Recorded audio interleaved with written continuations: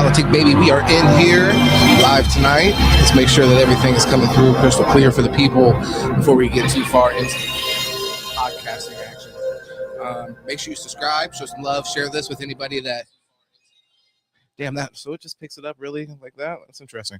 I tell everybody, look, I'm the man behind the camera. I'm the man in front of the camera. I'm the man talking into the mic, into the camera. So I got to make sure everything's going before I get too far into this. We've had some classic stream moments with no volume to them. We can't have that happen tonight. So what are we going to get into tonight? You might ask. Raja Jackson, fucking completely going ape, retarded. We got to get into it. We're going to try to keep it clean within the first 5 minutes. We're going to fail. We already did. Young Thug telling, wow. After basically chastising everybody for telling, then he turns around and tells. And then why spend... How was he in jail for years? It felt like years. So I mean, just to tell after you spend all that time in jail, why did you even do the time in the first place? College football also began today, pretty much officially. I mean, they already had games, but today was really the full. You had a full slate, and then obviously we're getting into tomorrow, so we'll talk about that. And then yeah, so let's get into it. I gotta tell people what I need from them exactly, precisely. So you can make sure we're rocking here. Let's see. If you see me sweating, don't be alarmed. They see in this motherfucker broke the other day. It's going to be good for the sound. It's going to be bad for the sweat rolling down my face. But that's going to have to be just something we're dealing with. And we're going to fight through it. Also, I don't know if I'm going to get to it or not because I have a long video, but either today or the next stream, I'm going to put it in the title just because. But Destiny, obviously, he's another political, another political commentator, left-leaning. He is getting caught up into some allegations. I'm not too clear. I don't have time to run down all the Destiny and fucking H3H3 gossip. So what I did is I waited for Destiny to respond to the shenanigans. We may get into a video where he's responding, and then we'll pull some information from that and we'll react to it and we'll see how we feel about the whole unfolding of the situation. Definitely wild. Some underage fan communication going on. I think that's not even alleged, that's for sure. And then as far as like the specifics around the matter and the intent is what's really being basically fought on. That's an H3 response. I gotta change the title like this, because what else are you gonna do? But yeah, we'll get into all that. That'll be a fun pod. Let's see what we got here. Appreciate you, Sandor. Sup, dogs? What's happening, man? It's great to have you in the stream, brother.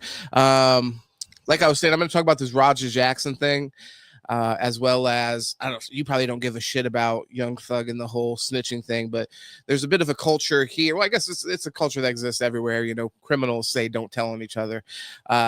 We have an art form here that's based around criminality called rap music, and there's a huge sort of code around whether or not you talk to the police or not. So a guy specifically that was like shitting on people around this, he just got exposed for talking to the police. So just a funny, ironic thing. And then Destiny, I don't know if you pay attention to his content at all, but he's kind of embroiled in some kind of underage scandal, talking to some fan that was like 17 or 15 years old. How much of a difference that makes, I think, is what they're getting into. And yeah, so I'm gonna watch his reaction to that if I have time. It's a long ass reaction. He goes into it for about an hour. I think he's watching the guy from H3's. It's called a content nuke. This is where I'm starting to get old, Sandor, and I realize it because like there's these internet things. Destiny is a sleaze. Yeah, no, that's not debatable. You're definitely correct on that. And he's being accused of being a sleazeball. And I don't know how much I think he's not even really denying that he's a sleazeball. It's more he's like saying he's pulling the whole like holier than thou, like everybody's a sleazeball. And it's like, well, bro, no, not everybody's a sleazeball like that. You know what I mean? We might do some stuff with Our Lady that, is something we don't want to talk about in public, sleazeballness, but not everybody's talking to 15-year-olds. That's just what it is as a 30-plus-year-old man. So I can attest to that. I can't imagine anything worse than talking to a 15-year-old female that wasn't a family member at this point in my life. That just sounds agonizing. I've had to do it from time to time, unfortunately, in the just through working and things like that. Although I will say, honestly, it's usually the old motherfuckers that give you the most issue in the day-to-day. I will say that. So still, you just can't be friends with them. Fucking weird. Let's go ahead and start this thing out, though, because I do have a majority report video. They're reacting to what was it? Richie Torres. So they're reacting to Richie Torres was on the Adam Friedland show. Adam Friedland is a comedian, but he's been doing more political content as of recently. He comes from I don't know if it would be a comedic collective, whatever Cumtown was, though. But if you guys were on the internet over the past 10 years, you probably saw a Cumtown video and you were like, what the fuck is this? Well, it was them. The legal age of consent over here is 16. Hey, God bless them. Like I said, for me, there's some states that have a 16-year-old consent in America, but that just seems way too young to me. Like, as far as like the further I get away from being in my teenage years and I interact with people that are of that age group, I'm just like, they're not that. I mean, they're still talking about Fortnite, if we're being completely honest. So it's like right at that point, there's just nothing happening. So, I don't know, but everybody's different. Like, for me, it's like I can't imagine. I could imagine having like a good conversation or whatever with somebody around that age. So, I mean, there are people who are more mature than what their age is, but just as a rule, I think it's a good rule, because more people than not, like 80% of 15, 16, 17-year-olds even are still, even 18. I mean, that's where you get into a real slippery slope, because even 18-year-olds, when I have back in the day, I was in my early 20s and I worked at a gas station, and I remember the first time that like somebody got hired, and it was just like I was probably like 25 or something like that, and then they ended up hiring some kid who was like fresh out of high school or something like that, like first job kind of scenario. But his dad was a manager at racetrack, so they ended up hiring him, no issue. And I started to work with him, and I realized like a lot of the slang and like terms that he used, I was like, what the fuck even is that? Just his general outlook on things, it was just clear that's like, okay, well, this is the generational gap. This is where it started. You know what I mean? Now I'm starting to work with people that I can clearly tell are just from a different fucking time, have different ways of speaking, have different kind of like social norms things that they find as social norms. Which I really liked the kid. Like, that's not even to say like he was actually a really cool coworker, but this was just an interesting moment in my life where I was like, wow, okay, so this is a young dude that I'm working with, and nothing wrong with that. Just would have never fucked that guy ever. The legal age of consent. Okay, I read that. When I was 16, I thought it was pretty awesome. I mean, shit. Yeah, I don't even know how that works the other way, brother. You must have. I guess for when you talk to ladies, and even here, it's still frowned upon, but we have a problem with the female teachers fucking the kids in the States. So I guess in France they have that issue as well. It's probably a widespread issue, so I can think of cases around that. But it does seem like that is an issue even more common than in the States. You hearing like a adult male messing with one of the students. It seems like whenever you see one of those stories at this point, it's a female who's fucking her 16-year-old students. And it's like, I mean, even from the female perspective, I don't know. I think I'm like, what is happening there? There must be some kind of like emotional damage that has happened to where you're looking for this companionship in a 16-year-old. I mean, Sandor, you're a wise brother, I will say. So maybe you can give me some insight there. When you were 16, maybe you had something aside from just like a big South African cock to offer? You know, what was the thing that you felt like whenever you did have those interactions with women that might have been older than you? Like, what's the incentive to that? I don't know. They haven't had enough experiences more times than not to really like offer something engaging or challenging as far as perspective.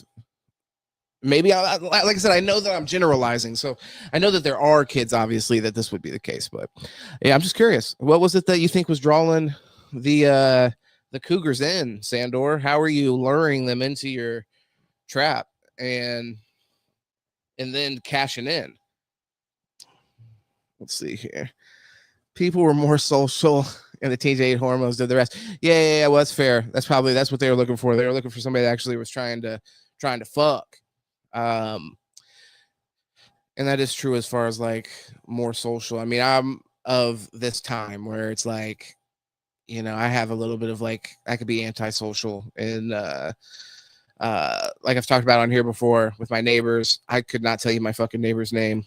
I didn't get a cougar until I was 19. That's when you caught your first cougar? Sandor, I'm sure you have some wild stories, brother. I'd love to hear how that goes down.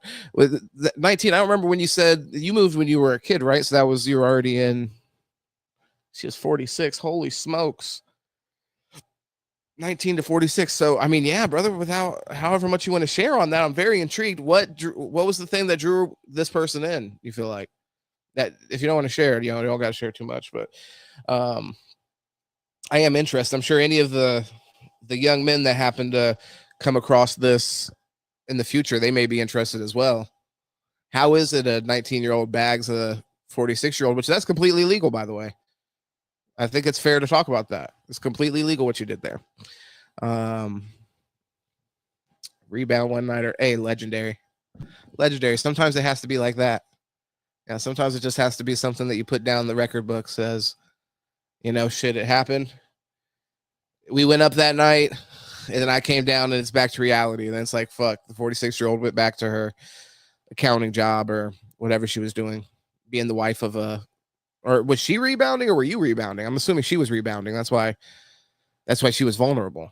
Or did she catch you, a young 19-year-old rebounding, caught you crying at the fucking bar? I'll never find anybody like her. I'll never find anybody like her in my life. She was the one. And some 46-year-old came up and grabbed you by your fucking hormones and took you off. The Destiny video though, it's definitely gonna be you were rebounding. Oh damn. So she took advantage of you. Oh no. Shit, Sandor. Hey, I'm happy to hear that, I guess. You know, probably that helps you rebound a little bit quicker, I guess. You know what I mean?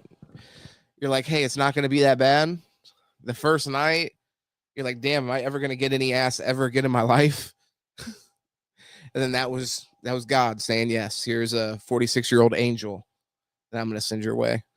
And you could just go ahead and bust in her all you want, buddy. She's already menopaused out. Or maybe she wasn't. You know what I mean? I'm thinking back in those days, probably, you know. But even these, I don't know, they might even be getting hotter in the collar even faster than that. The plastic is speeding up the process.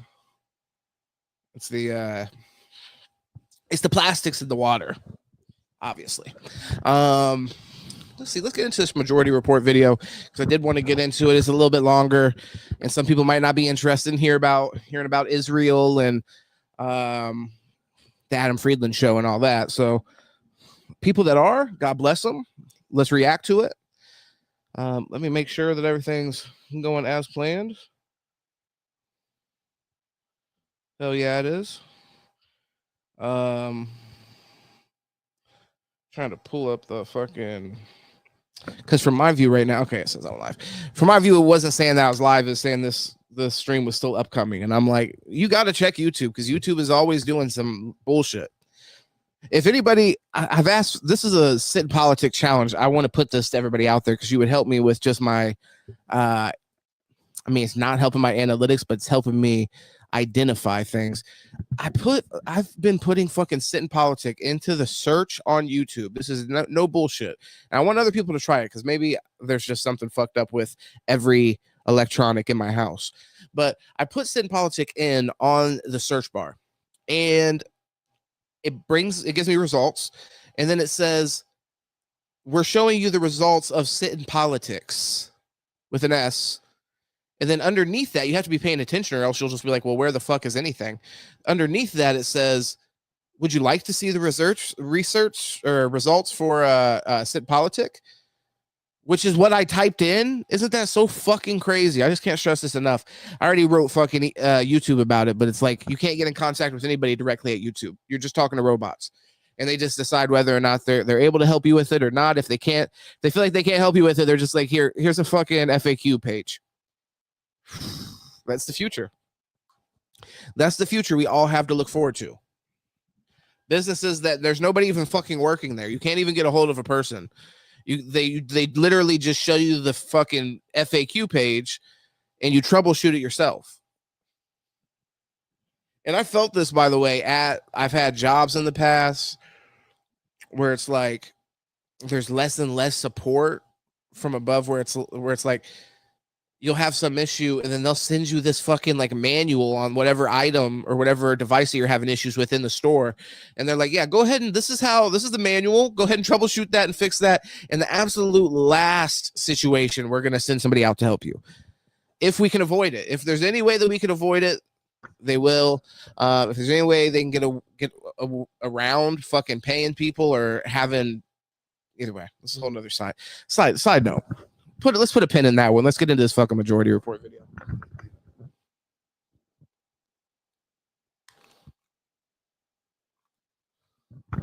I'm building up. I'm getting riled up. In here tonight. They got me talking about fucking the people at YouTube that won't answer your questions, the robots that have something better to do. The fucking Adam Friedland. All right.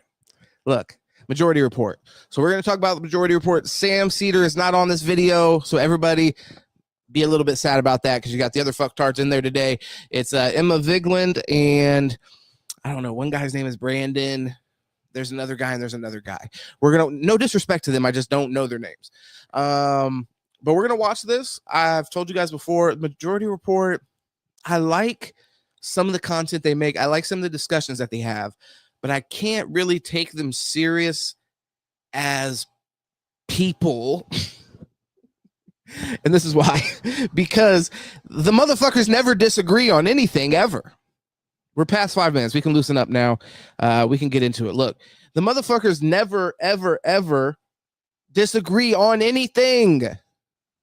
Listen, I agree with my guy that I have come on here, Paul. I agree with him on a lot of shit.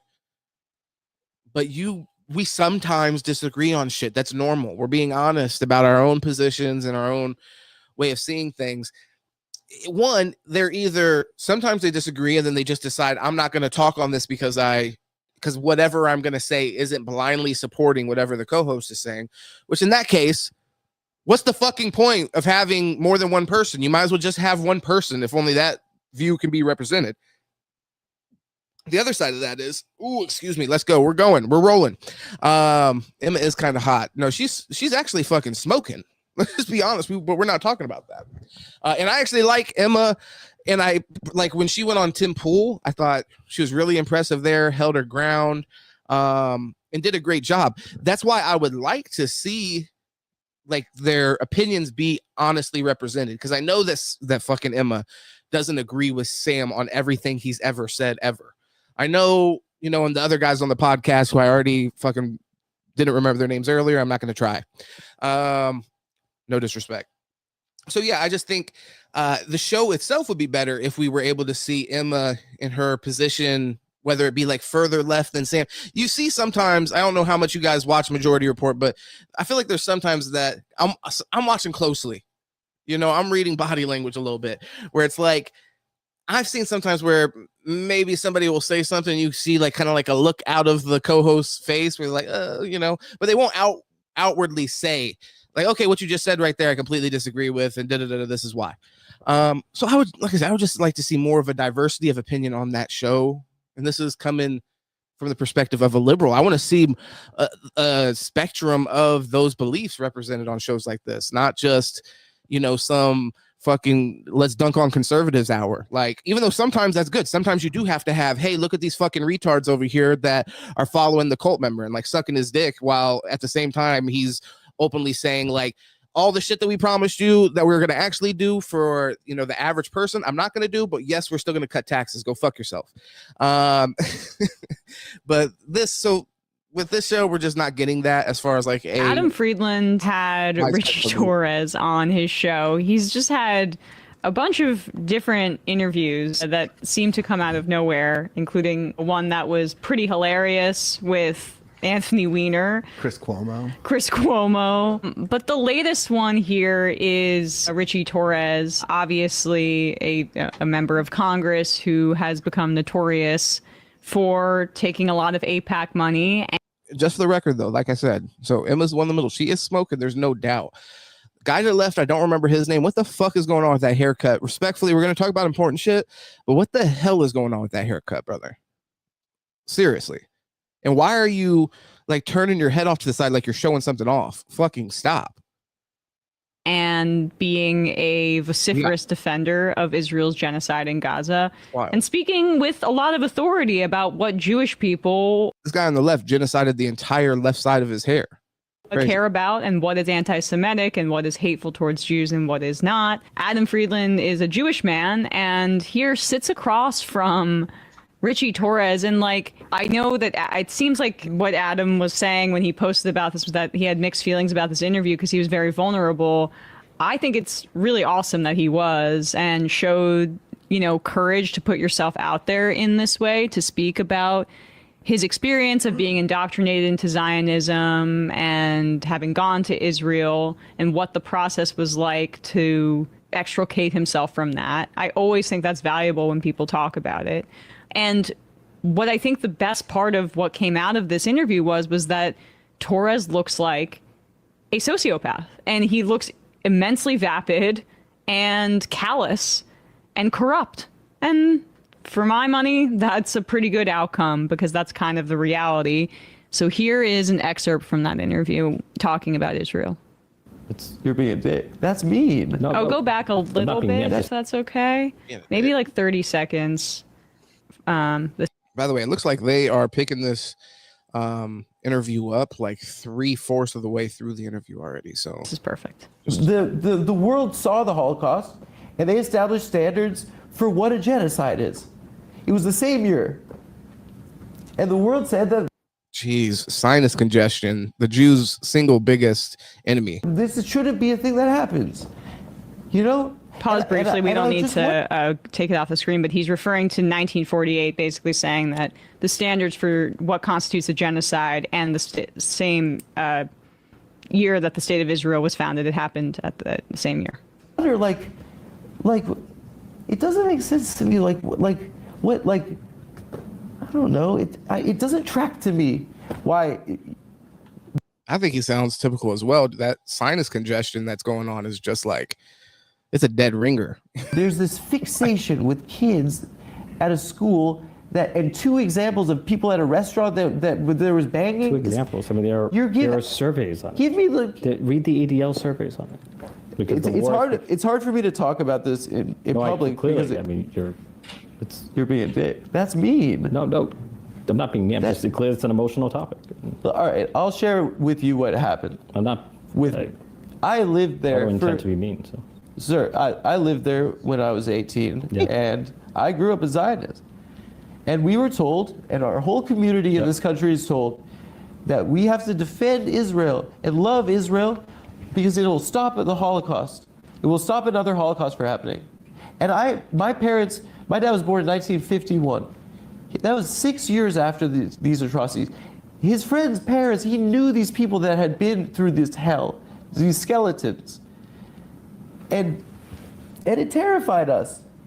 And the understanding in our community is that we have to defend Israel. I get what you're saying here, Sandor, a little bit. But it's, I mean, he is just, God, I'm not trying to be toxic here, you know, because this is an extremely, extremely important issue. I think one of the most important issues presently going on in our world. Like, I feel extremely strongly with this on this topic with him. So I do empathize with him in that way. But he does kind of sound like a crybaby bitch. We just have to be honest. Like, he knows that. That's why he said that what everyone was saying, that he felt torn on whether to release this or not because he got so vulnerable. It does kind of sound like he's whining like a little bitch a little bit. I lived there. Just to be honest. And I went to a settlement at the end of my year there. And I looked down the hill at a Palestinian village and I saw how they lived. And I turned back and I looked at the settlement and saw how they lived. And people live in a world where they're demeaned and dehumanized and surveilled constantly by people and this isn't in Gaza, by people in SWAT team outfits with semi-automatic weapons, and that's what the world is seeing. And you keep telling me that the problem is someone's getting yelled at a restaurant? I'm sorry. You're conflating two different issues. So I don't Please. Me saying this to you right now. So that we are picking this up a little late, but just to be fair, I think he might be a little too emotional to really critique, which I guess he's trying to have like a bigger conversation, and Richie Torres is just like being kind of like a snidey little bitch about his comments, just because he's basically commenting on just how emotional he is. But he's not just bringing up two examples. He's bringing up the example, in my opinion, if I'm trying to pull the context out of this, kind of the pandemonium around anti-Semitism, when it's like there's not doesn't feel at least the same people are like having the same kind of shock to as it pertains to a genocide. So it's like I think that's really will hurt people in my own family, okay? Because this is a very important thing to us, and the fact that I still fucking care about being Jewish is embarrassing. I should just be a guy. But this feels like a stain on our history, and it feels like it's changed what being Jewish is, because what being Jewish isn't Israel. Judaism has existed for 4,000 years. This is a country for 75 years. You know, like it is the oldest, one of the oldest monotheistic religions. Anti-Semitism is one of the oldest forms of hatred. People in my life are going to be mad at me about this, but I'm saying this because Yo, what's happening? Yo, chill. Appreciate you popping in here with us, brother. He said, love Adam. He's funny as fuck. And this was a good interview. We're actually watching somebody else react to this interview. It's a liberal podcast that's reacting to this separate interview. So, I mean, I can't really give my honest opinion on the full interview. Right now, it kind of sounds a little fucking whiny, to be completely honest. But I'm not coming in with the full context of the entire interview, to be fair. And I trust you. I am Jewish. Also. You know, and I don't understand why you would be... Just letting them go. Look, how you define... I want to have... I feel like I'm here to be lectured, not... Shut up. That's not nice. You can't talk that way. Why are one set of Jews but more important than others? No one's saying any... What happened? You went to the beach in Israel? What, you went to a restaurant or something? Yeah. A nice restaurant? No. Like, listen. All right. Let's pause it now, because that's one excerpt. But wow, Brian, yeah. Before we hear their opinion on that, I got to just say the fucking conversation, and that's 3/4 of the way in. I get sometimes it takes a second to, whether it be pick up speed and get your bearings, and when you're especially performing a conversation in front of a camera. But you've been sitting there with that guy for 3/4 of the conversation that you're going to have, and it's still choppy, and like you guys are not picking up on the conversational flow. Like, it's just a weird fucking podcast. But I know that some of that is intentional, but this seems like he's trying to have that conversation like earnestly. So I think it's just really weird fucking communication going on there. But it also probably lends itself to Richie Torres and him being a fucking psychopath, and him just not communicating like an actual person. Like, he could have, there's many times that I feel like Adam was probably even kind of like giving him a runway to hop in and participate in the conversation. So very weird dynamic to the conversation happening in general. But Yo Chill said, this is the first time I've ever heard him out of character. Come Town podcast is mainly where I saw him, and he's always silly. So a bit surprising to see him serious. Yeah. So I didn't watch the Come Town stuff, although like I'm sort of aware of it. I watched some of this podcast that he had back in the day. Like I've seen the Shane Gillis episode and a few other episodes on the Adam Friedland show. So, you know, like I said, it is like, it's kind of like the Between Two Ferns kind of thing. They have guests come on and kind of put them in. It's a traditional interview, but at the same time, they'll ask them, you know, more risky questions and things like that. So, there's been times I've enjoyed it. But I agree with you. I think this is meant to be taken in complete earnest, and I don't think he's fucking around with Richie Torres. That's why maybe it's even catching him off guard. But all the political stuff that I've seen with Adam so far, this is kind of, I feel like this would be the position you would expect him to take if you educated yourself or prepared yourself at all. It's kind of similar to the Slotkin interview that happened on Breaking Points. It's like you wonder how much of this process of these politicians coming on these podcasts are just some kid in there or some younger person in their on their team, in the social media team or whoever it is, just gets with them. And they say, hey, there's this fucking huge podcast with this Adam Friedland. He's hilarious. It'd be cool if you went on the show. Maybe without the same kind, which would be crazy if they didn't have, like, this is like the most bare level, minimum level of political awareness to know Richie Torres is a huge beneficiary of AIPAC. And then Adam Friedland has been like his basically his entire political personality has been centered around this Israel-Gaza issue. So I just feel like you should be more prepared than to just go there and sit like an emotionalist fucking freak. Richie Torres, they are right to call him a sociopath because he's just sitting there. It's like he's having the fucking Dexter inner monologue in his head, like while Adam Friedland's sitting there just going on these diatribes, just begging for some kind of conversational flow to be happening, but it doesn't seem like it ever is happening. It has a theory about this. I don't want to put you on the spot about this, but there's some back context. When this was Come Town, before it was the Adam Friedland show, Adam always talked about getting sucked off on his trip to Israel. They made fun of him for that all the time, but that's like a move. And I think it's a part of the recruitment grooming. Yeah. Damn, bro, got some Iron Dome. That's pretty sick. And I think Richie Torres got some, yeah. Well, overlooking the Mediterranean in a condo. Must be beautiful. Later in the interview, if that's what it's all about, if that's what Israel, I thought I had to go cry at a fucking wall. You just go over there and you get your fucking cock sucked by some beautiful Israeli angels, then fucking book my flight. I'm on my way. BP, what the fuck? This is what it was all about, brother. I thought I had to like sign a bomb or something. If it's just all about getting your dick sucked by women of age, I hope Richie Torres, of course, I'm sure he can vouch. I'll have to ask him.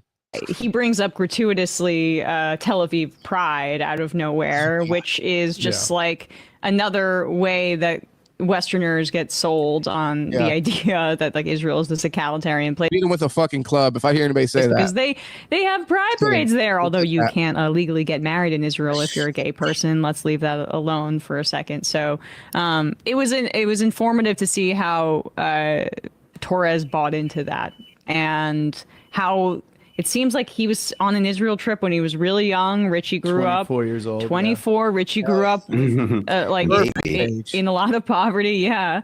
And you go like, we get flooded with this amount of money where AIPAC is like, we will basically secure your place in power or for X period of time with our unlimited.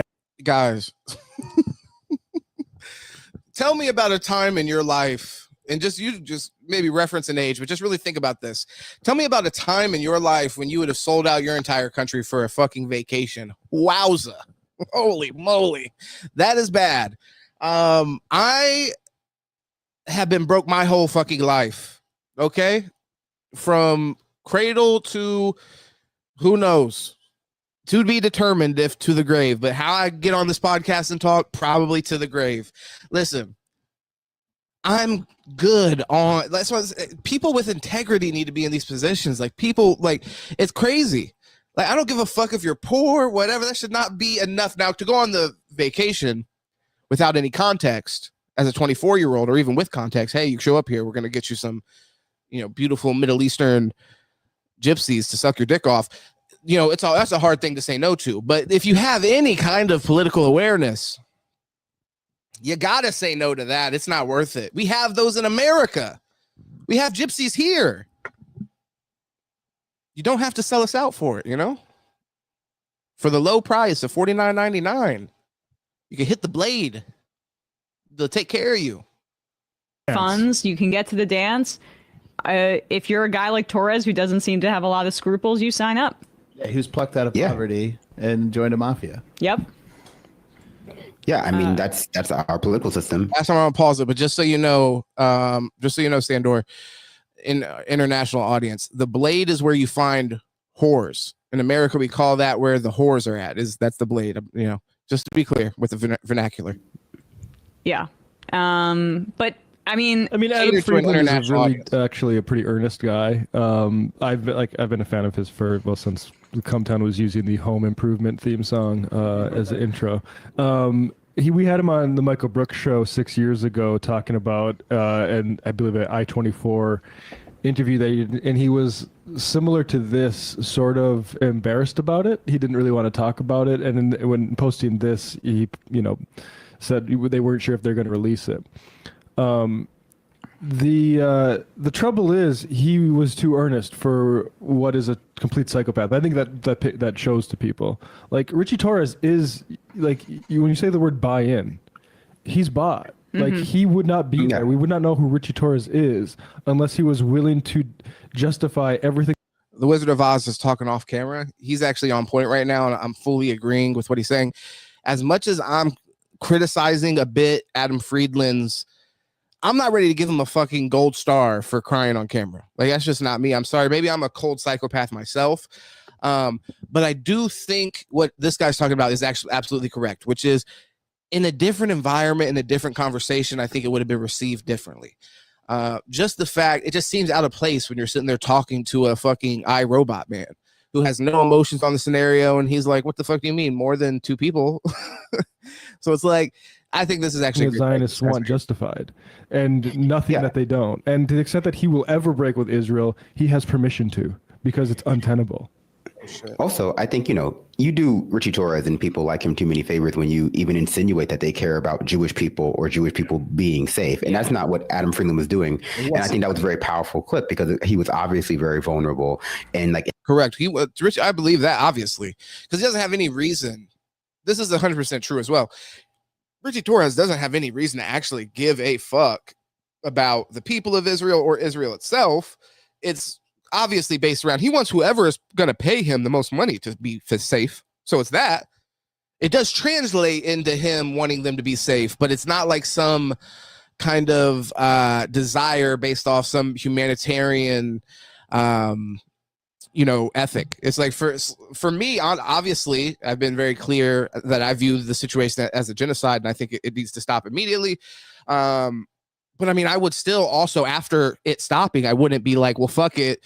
Let there be whatever kind of pain and hardship on Israel after the fact. Like I would want there to be some kind of lasting peace there. So it's like consistency. Richie Torres doesn't give a fuck going one way. And the only reason he gives a fuck going the other way is because it's lining his pockets. So as long as his pockets are being lined by one side, he's like, yeah, I want them to be okay.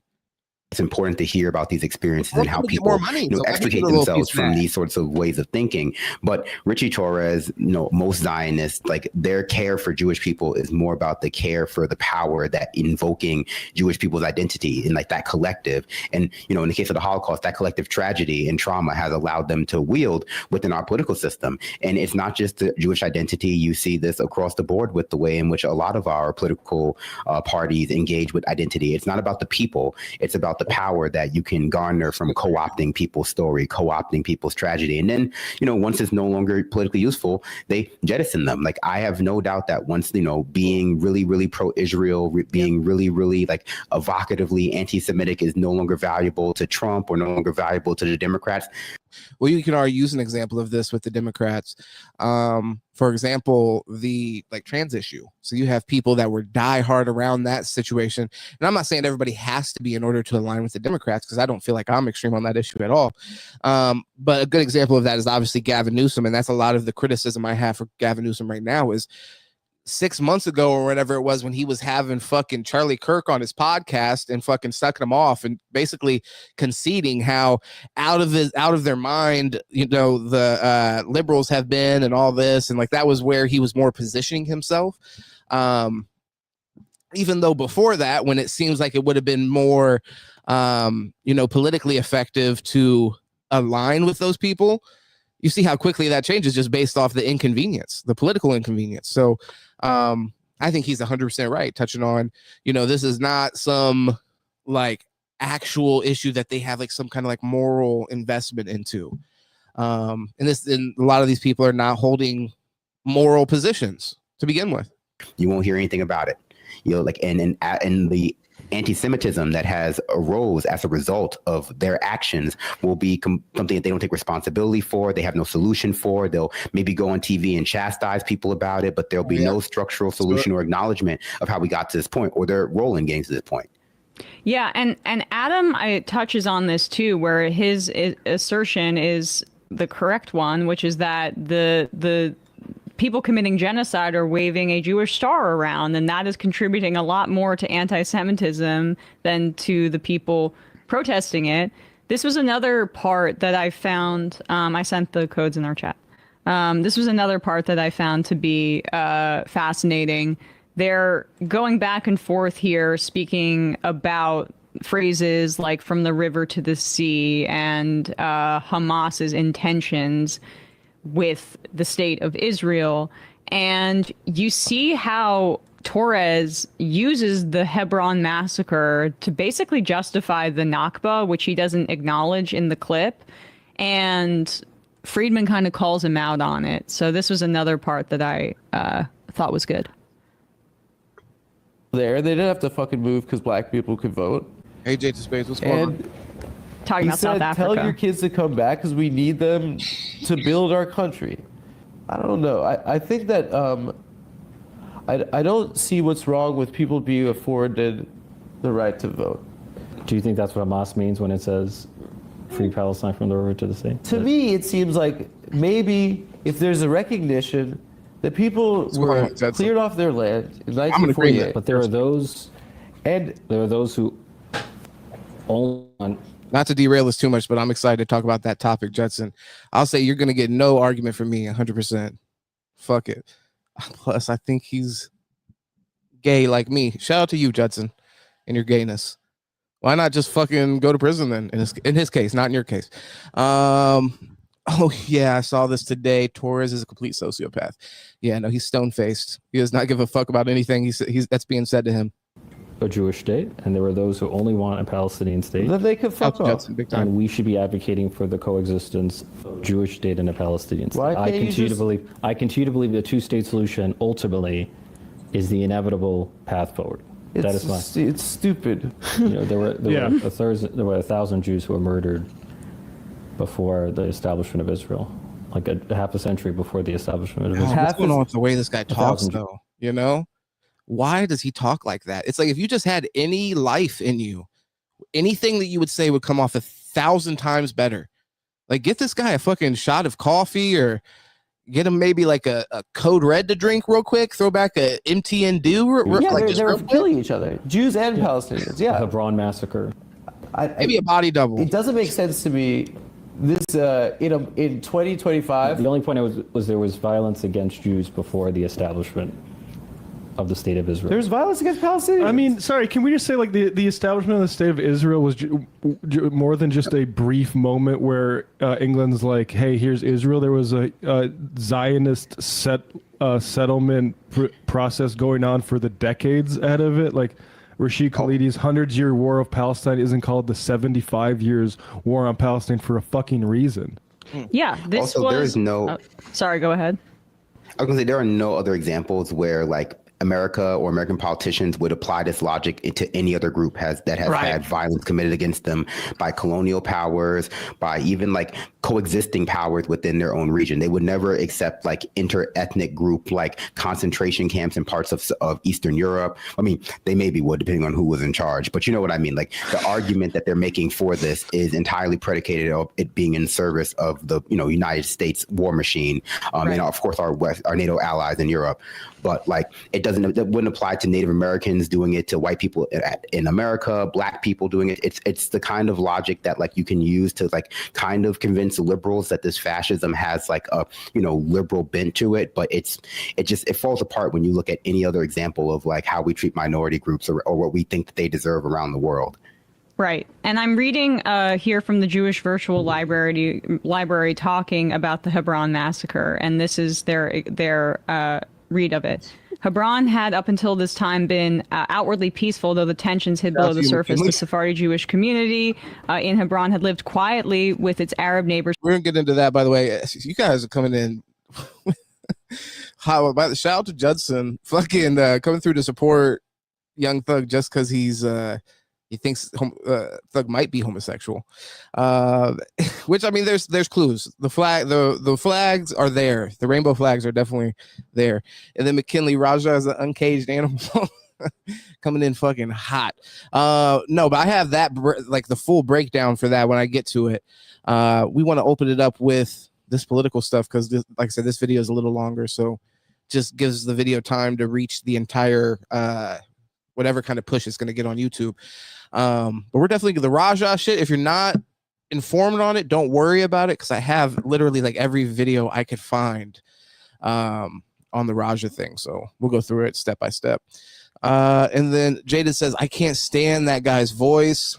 The one off camera, he goes on and he has a goofy voice. He had the best point so far, in my opinion, though. This guy to the left is pissing me off. I'm just going to be honest. That haircut just fucking gets me heated. I think New Jack and his lawsuits and run-ins with the law from in-ring stuff is a great comparison. New Jack as a comparison to, I'm actually not too familiar with that, to be completely honest, but he had you're saying it's a good comparison with Raja. That's something we'll have to look into later. If you have something specific, I'll pull it up. Jetson said he said on an interview, gender isn't real to him. He's so inspiring. Yeah, no, he's definitely out there. It's a lot of drugs, and who the fuck knows what he's even being serious about. He also spent the last like year and a half chastising a man for talking to the police, and then you fucking we uncover a video of him.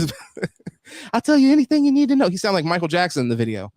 I'll tell you anything you need to know, just in due time. Please, just give us time. Like, give me a fucking break. But I have no problem with you supporting him. Fuck it. Yeah, support whoever you want. I respect it. Come with an argument on it. If you want, or if you don't even want to argue for it, I say fuck it. Just, fuck with whoever you want to fuck with. This guy to the left, though, he's giving me this fucking type of vibe. I'm going to have to share this with you guys because I can't get it out of my head. What the fuck's he doing looking like Gary Oldman like this? Century. These are Jews, as they reference, who were originally... What is that? Guy to the left. Look, you're not him. You can never be him. You're not him and you can never be him, so stop it. Grow your hair back. It's pissing me off. It's distracted from the shit. It's distracted from the important shit. We're supposed to be talking about Palestine and Gaza and stuff. We're supposed to be getting to the shit. Instead, you just have me thinking about fucking The Fifth Element the entire time. Gary Oldman, goofy fucking Fifth Element haircut, head ass, stupid boy. Like, what the hell? How is that possible? If Islam but let's see what the drugs aren't too inspiring. Yeah, I mean, hey, or the drugs can be. The drugs can be.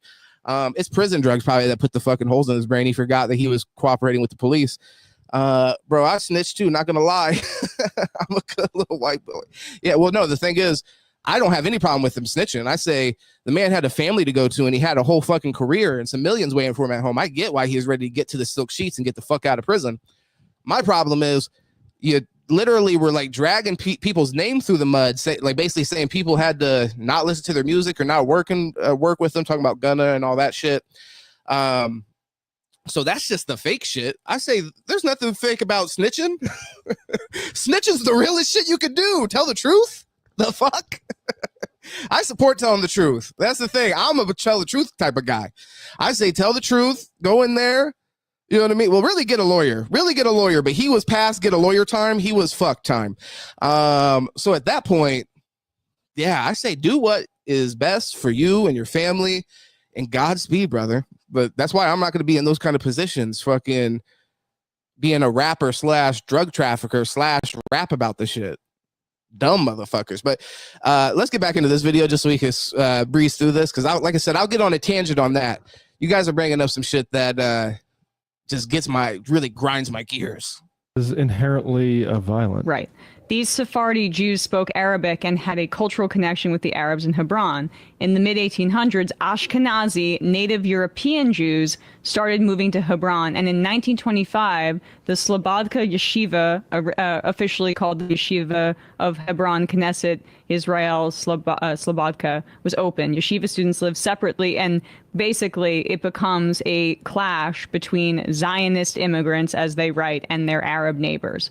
They are acknowledging that there were Jews that were living there, the Sephardi Jewish community, that lived peacefully with their Arab neighbors. But once Zionism started, that's when tensions and that's when violence began to become more frequent, because the settlements were acts of violence and there were obviously tensions and there was resistance. It's the nationalism, stupid. So this is Torres using that to justify basically the ethnic cleansing of Palestinians in 1948.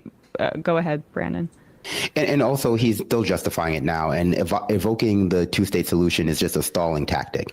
It's meant to stall, because the two-state solution is something that nominally only one side of this conflict has been working on for the entire time it's been talked about. That's Palestinians. And it's been just. I do agree with this, and I think this is a fair point. As far as looking at the two-state solution, which I do think it, becomes a lot of the conversation, two-state, one-state, two-state, one-state. I do see how it could be viewed as more of a stalling tactic. One group has time on their side, the other group does not have time on their side. Disrupted by the U.S. and Israel are, not that those are two different entities, but, the U.S.-Israeli complex has been disrupting that talk because it's not what Israel wants. And I'm going to let this go after this, but I want to add, because we've talked about it previously, what he's talking about as far as using it as a stalling tactic, that really becomes even more apparent when you consider delaying the end of this war. That's what that does. As far as it makes it, we're talking about a two-state solution, talk about it as much as you fucking want, intellectually or theoretically, whatever the fuck, talk about it.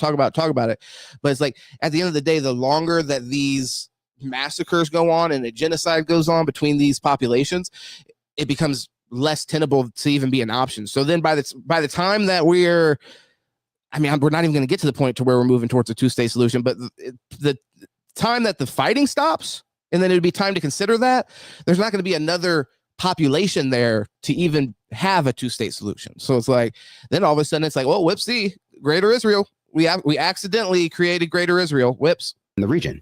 Exactly. The settlements are an example of that. They've been very open about not wanting it because they view a two-state solution as unacceptable, and they view the alternative, which is the more likely scenario of what will happen now that they've been doing their genocide, a one-state solution where it's not a Jewish ethno state, as the same thing as losing their country. And that is just the white supremacy, the analog that they have become in their country. And Richie Torres understands that stalling is a tactic that they can use to hopefully outlast this genocide. And maybe by the time people realize or start actively agitating in a way that Democrats can't ignore, or Republicans can't ignore, or Labor can't ignore in the UK, or any other of these Western countries that are complicit in this genocide can't ignore, it'll be over.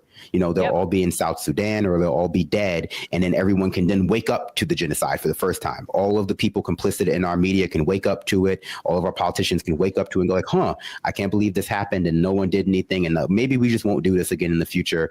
And that's what they're hoping will happen. I don't think it's possible, but that's that shows you the depths of their deprivation here, that they're hoping that they can just keep talking about, unicorns and two-state solutions until every Palestinian is dead or displaced. And then acknowledge that something bad happened. And just one more point, this is not the only topic they do this about. Climate change is another topic that they do this about. They talk about the ways in which it's complex and how they acknowledge the science, and they're really just stalling with the idea that like there'll never be a time where it's too late for there to be a two-state solution, or too late to tackle the climate catastrophes that are on the way. But we're already there for both of those things, and that's just something people have to become aware of. I think that like this is a way for them to get their way without becoming or seeming actively antagonistic to things that we would consider to be liberal, like fighting climate change or not doing a genocide or racial integration. Go ahead, Bender.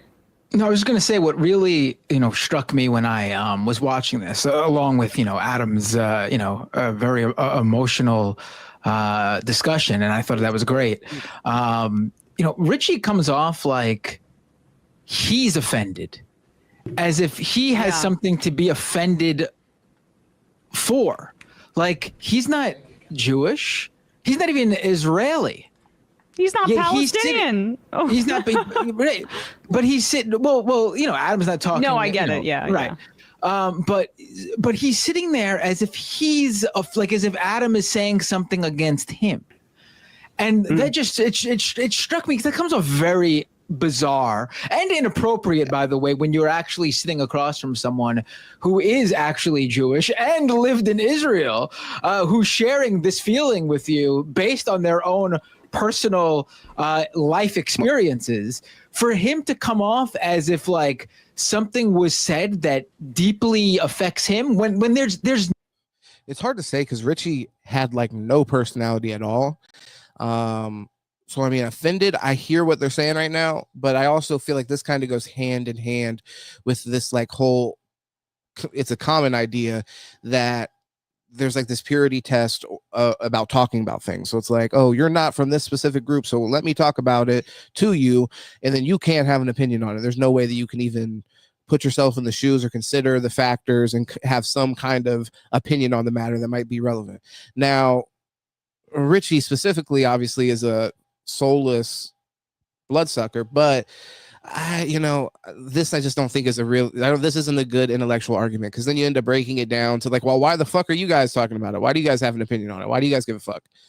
But I think that they have every reason to give a fuck, and I think the same way that Richie or Adam can have an opinion on it, and then still Richie's opinion on it can be wrong, and you can illustrate that by just contending with the points, rather than just being like, well, why would you even care about that? He should actually care. The thing is, he just cares wrong. His way of caring is the exact incorrect way of caring, but this is a situation everybody should care about. If you're American, you actually are tied to the situation, whether we want to like accept that or not.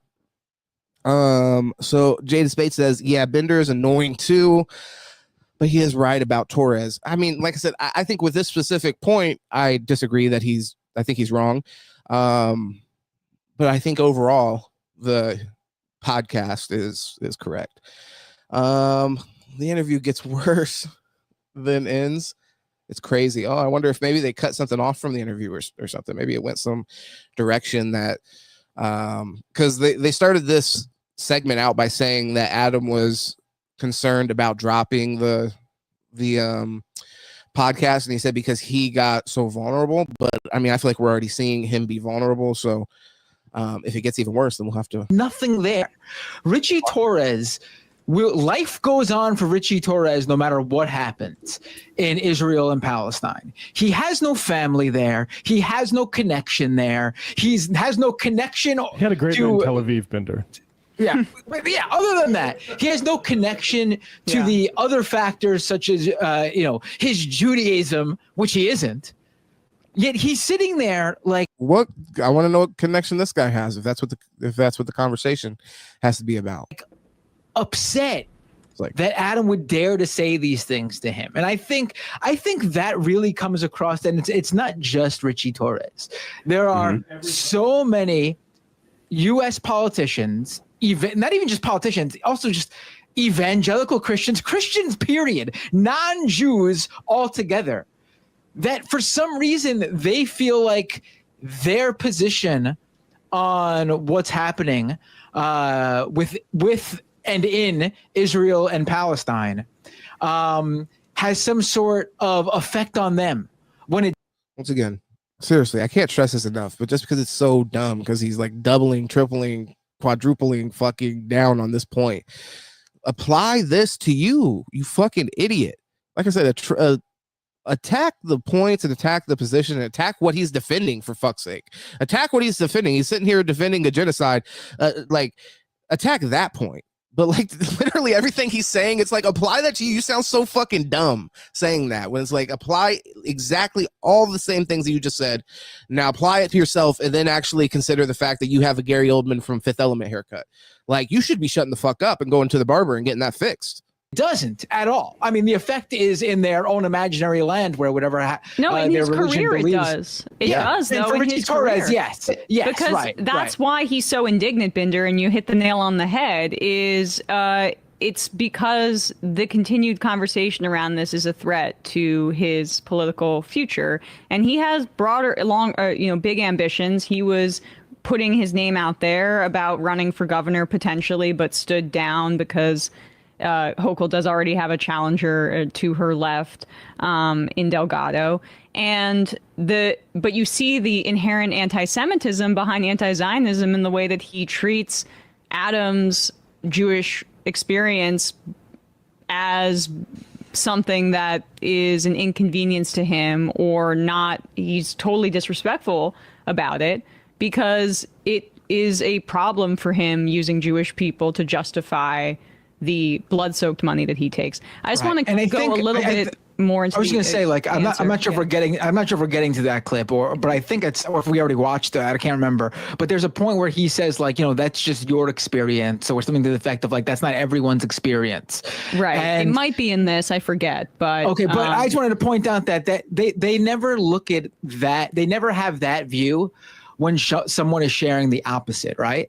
Like they never say to someone who's sharing a pro-Israel feeling that, well, there are people on the other side. No, that only ever happens when someone is criticizing Israel, and then they say, well, that that's just your view. It's never the other way around. But to be honest, that's how we should approach it too. Because fuck them. Anybody who supports Israel or thinks that actually Israel's trying to minimize civilian casualties, fuck them. Who gives a fuck? I don't care. This is one thing I'll say. The guy behind the camera, I think he's getting the opportunity to watch all this, and he realizes that Fifth Element Gary Oldman just made a total hypocritical, stupid ass comment. So he's coming in to undercut that, undermine it a little bit, but actually save the day by undermining it because it was such a stupid point. And say like, oh, well, we should be doing that thing though, because it's actually righteous from our perspective. Which, hey, argument to be made there. Let's hear that. That's more honest. I don't care what they think. First of all, they're a small part of the party that he's a member of, like a vanishingly small. But even outside in the real world, like they're fucking wrong. Who gives a shit? Before the establishment of the state of Israel. There was violence against Palestinians. And there was an ethnic cleansing in 1948. I mean, the Hebron massacre.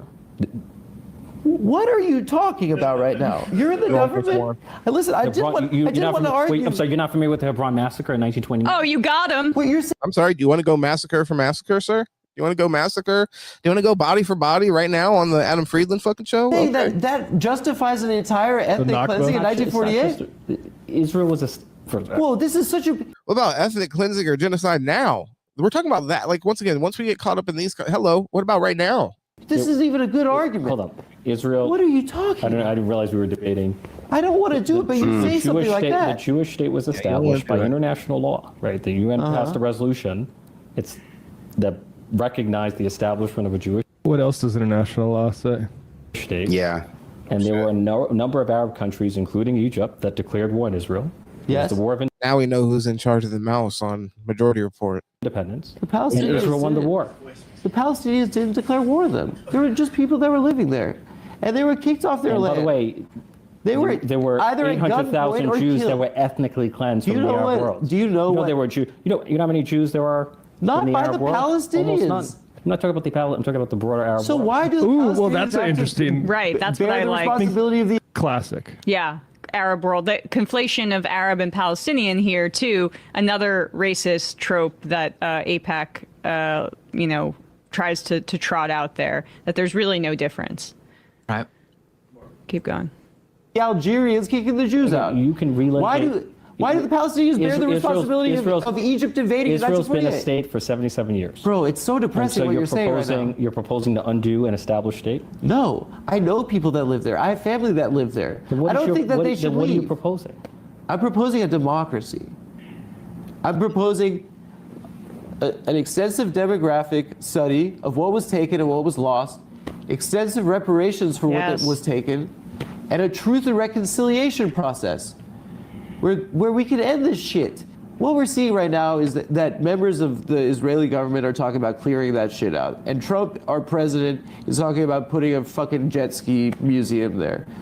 And that's the reality right now. That is the far right, yes. It's that's the a far view that right? I reject. So what the far right? Can you pause? This is interesting to me, and maybe not to anybody else, but I do like tracking political rhetoric and how they shift in moments where they're. Well, here, I don't know what she's about to get into, but I think it also is interesting what he just said, because where he's saying, oh, that's the far right. It's kind of this like, division of responsibility in a way where you're saying like, oh, it's that part I'm not in agreement with, even though you're complicit in allowing us to reach that end point inevitably. Like, that's obviously the road that we're on. All these other things lead into, whether it's a literal fucking jet ski museum or whatever, it's like we see that the road that we're on is a road to that endpoint. So you being complicit in everything along the way, is enabling it. Feeling some sort of tension, or like it's not justifiable anymore for them to use previous talking points. Even Torres now, first of all, Adam Schiff came out and said, I'm in favor of blocking some arms to Israel. And now you have Richie Torres coming out and throwing Netanyahu under the bus. They're pretending that Netanyahu is the sole problem. We just played yesterday read from an interview where Isaac Chotiner of The New Yorker spoke with Jack Lew, Biden's Israeli ambassador, where he accidentally admitted in the middle of the interview that the Netanyahu government was being propped up by Biden because they preferred to work with him over having the government collapse. So forgive me if I don't believe this now turn to Netanyahu as the big bad guy, but keep going a little bit longer. And the generals that are in charge of Israel. The Ben-Gavirs, the Smoltrishes of the world, that's a view that I reject. They're the cabinet. Yes, and I reject them. That's what Hamas is saying they want to do to Israel. The fuck does that mean? I'm sorry? Hamas murdered thousands of people. So there's thousands. Can we just stop at thousands? What does that mean? That's not true. All right. The civilians that died, what about 800 if we're assuming all of those were killed by... Why not even just accept the thousands number? This is the stupid fucking arguments that we get caught up on. Where it's like, no, my number's correct. My number's correct. Who gives a fuck on either of those numbers? We are 8 times past that, 10 times past that on the other side, with a completely unlivable state for the people that we're talking about here. Like, we're way past. Like, let's accept the number at 1,200 or whatever he was just about to say, thousands. We're talking about. I think it would be fair to say that the last time we looked on the podcast, the numbers were like 80,000, 60 to 80,000. I think it's impossible that you're not looking at over 100,000 when you get a final count. But even then, let's just stick with like the low ball numbers of 60 to 80,000. We're 8 times past that. Like, come on. By Hamas, which is, something that is worth checking and going back on. IDF members killed on October 7th is not the same thing. Yeah. And thousands, this is just thousands implies multiple thousands, not just 1,200. Let's say even if you're including the IDF people who, any type of, whether it's Hamas, any Palestinian resistance has, per international law, a right to attack because they're occupying. Like, this is just, and also, you go ahead, Brandon. No, I was just going to say, I mean, you're absolutely right. But this is just a way, and we can tell Democrats are disingenuous and they're pushing back against the worst elements of the genocide now, right? This idea that now that Trump is in charge and he's going to do a lot of the same things that Biden was going to do, but a lot more aggressively, antagonistically, vocally about them. They can pretend that they're against the genocide and against the ethnic cleansing. And then they can, point to, and then they can just like still, legitimize. They can still like say, thousands of people were like killed by Hamas for no reason. And, all of these innocent civilians were killed. And a part of this is just about, not even a part of this, all this about America and how Americans perceive their place in the world.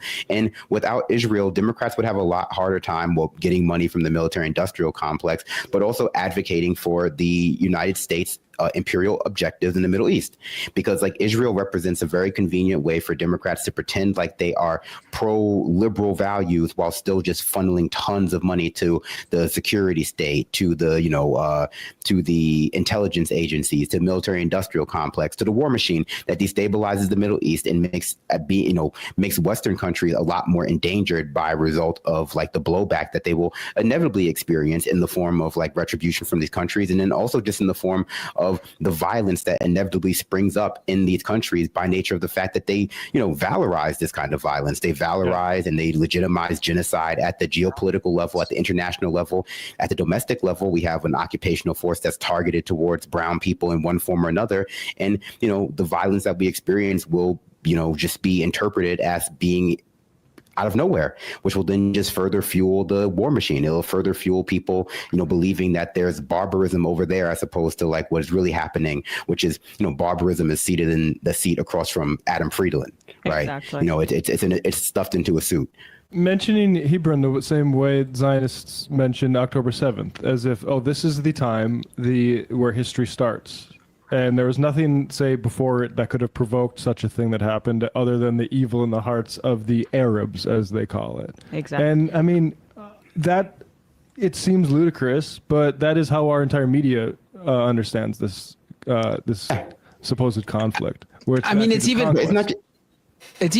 like his line of thinking is even like less complicated than that, and that's not even complicated. Like, he's saying that Hamas,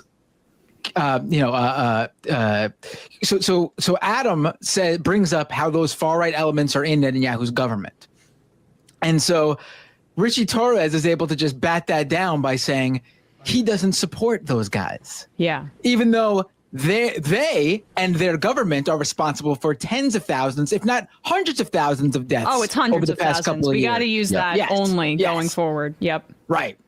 But then his response to Adam is, but what about Hamas and the thousands that they killed?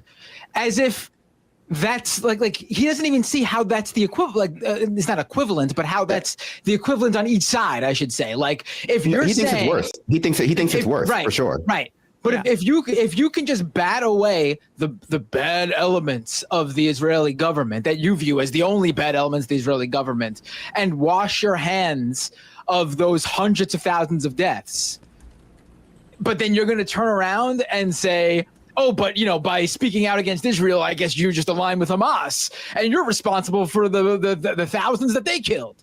It's just ludicrous line of thinking. Yeah, I mean, but that I think is not just unique to Israel. We have to accept that is the unique reality of always people just because they're other people who deserve to live. We're done here. I don't know what the fuck they were talking about at the end. They were losing me, so we had to just cut it because I couldn't do that anymore. They must have not kept in the part where Adam finished him or whatever you were talking about up here, Jay. So you said, OMG, Adam finishes him. It's so crazy. Yeah, I'll have to check out the interview itself. Sadly, I thought that they were just picking out the highlights for me, so I thought I'd really get the juicy parts, but I didn't really find either side to be all that I don't know, appealing, because I agree with Adam's perspective, I guess, but he mainly just sounded like he was like just being a whiny bitch. Chief Rocker said facts, ceasefire. I'm with that. I think that's correct. You should skip these people. Adam is way more entertaining. Yeah, I'll have to watch the whole Adam thing. Probably not on stream though, because I just already watched too much of it. I'm like, I don't know if I could do that, but I've seen Adam's stuff previously, and I've seen him have other conversations. I'm trying to think. I've seen him have mostly funny conversations, like just random guests he's had on his podcast. But I seen him talk to Destiny one time. They had kind of a debate. I don't know. I'm drawing a blank as far as like any other. Maybe he might have talked to one of the Kumio brothers, I think. So yeah, I've seen him a few times, but you know, I just can't say blown away though. No disrespect, Jaded, but maybe there's a specific interview that you might point me in the right direction where I'm just like, wow, there goes that man. We did have other stuff to talk about. I think this is one I have to talk about because it's in the title, so let's make sure we do it. I'm going to talk about this Raja Jackson situation. I got to remember what this motherfucker's last name is because I don't know him from a can of paint. I don't know him from a can of paint outside of this situation that happened recently. You probably have seen the videos on Twitter or Instagram, wherever you scroll through when you're just thinking about, should I end it tonight or should I just scroll through Instagram one last night, you know, to see what pops up. And this would have maybe pushed you towards the, you know, this could be the last night of Instagram because we have a situation where he body slams a wrestler and takes it a little bit further than that. I have the videos. We'll play it. Viewer discretion advised. If you don't want to see a man get his fucking face caved in, not caved in, actually. It's not that brutal. But he punches him probably fucking, I think it's like 22 times on record. So we're going to watch these videos. We're going to get into it. I have the whole saga.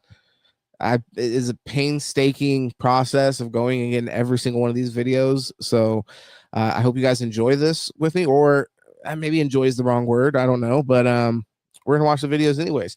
So let's start it out. This is how it all began. Hell no. Yeah. Hey, I think that's a Okay. Oh, you don't show it? Easy. He's not a fucking. He said, easy. This is Psycho Stu to the right. Guy without a shirt on, guy with a giant beard, big stomach.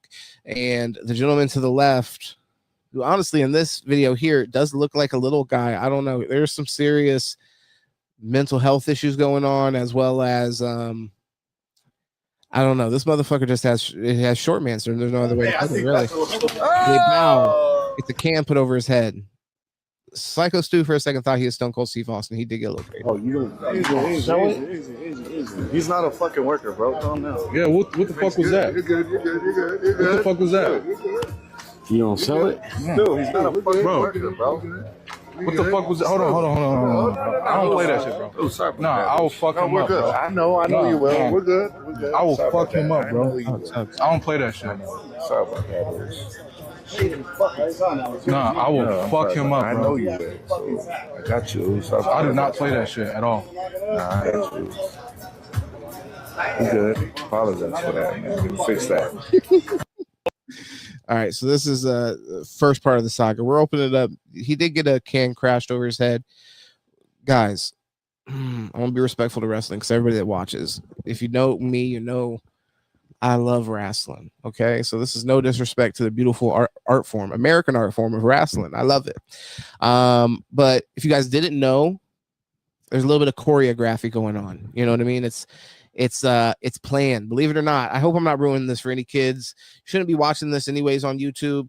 If you're a kid and if you can't hear this, I hate to say it because, like I said, it's part of the magic. But guys, they're kind of joking around with wrestling. You know what I mean? It's kind of like they're in on it. So here is video 2. So basically, one thing I'm pointing out, to be clear, what I'm pointing out with that, we're not sure exactly. In that first video, you're hearing some discussion like, hey, he's not a worker. That means he's not a wrestler. He's not involved. And then the guy's like, you're not going to sell it, which means like you're not going to, act out that when I just hit you with the can, it hurt really bad. And he's like, he's not a worker, blah, blah, blah. So it's like, how much of that can you trust and how much of it is kayfabe and how much is like, hey, we're both in on this? It's really up to decide at this point. And it's definitely, I think it's up in the air at this point. But we're going to keep on watching the videos and maybe it may become more clear as the story unfolds. Feel that. Yeah. I'm sorry, bro. Now, just for the record, this is Can Man to the left. He smashed that shit over this guy, this bitch to the right. I ain't play that shit. Yeah, I mean, we'll see. We'll definitely see. I mean, it is interesting because even when I'm saying that, when I'm saying like, we have to take into consideration how much when they're saying he's not a worker and all this, they're kind of like having that little panic situation. That might be the sell. That might be the sell. If it's making sense. There's a deep psychology to wrestling. They call it wrestling psychology. Yeah, that's real though. That's real. When you get into it, there's a culture to it. And hey, there's a point. It's a little bit of like a prank on the audience to a certain degree where it's like they could have this blow up. There was a person, I was watching wrestling 4 weeks ago or so. Somebody hurt their leg. I thought for sure they were hurt. Next week they came back, they won the championship or whatever it was. It was a couple weeks later, but regardless, there was no injury. But the whole time they're playing as if there's this injury. So just to give it to the people plainly, that's what kayfabe is, where they're playing as if the scenario is real, where it's really a scenario where everybody's in on it. Now I'm not saying that's what this situation is. Like I said, this may become more clear as it goes forward, but all of this stuff, I'll say, it's hard to understand because of the art of wrestling. It's hard to actually say how much of it you can take honestly. So hey, it's gonna all work out. Yeah, hello. I appreciate it. I didn't know. I started. And man, apologize. I get it. We're working out. Well, he's gonna come out on your mat, Juice. I know you keep thinking we're working. We're all Big Chief Oos came through. And he let him know that, hey, it's all gonna work out as a storyline. Always working. I get it. Yeah. I get it now. We're always working. Oh my God, I'm saying. Are you on? You know what I'm saying? Yeah. We're always working. Wow.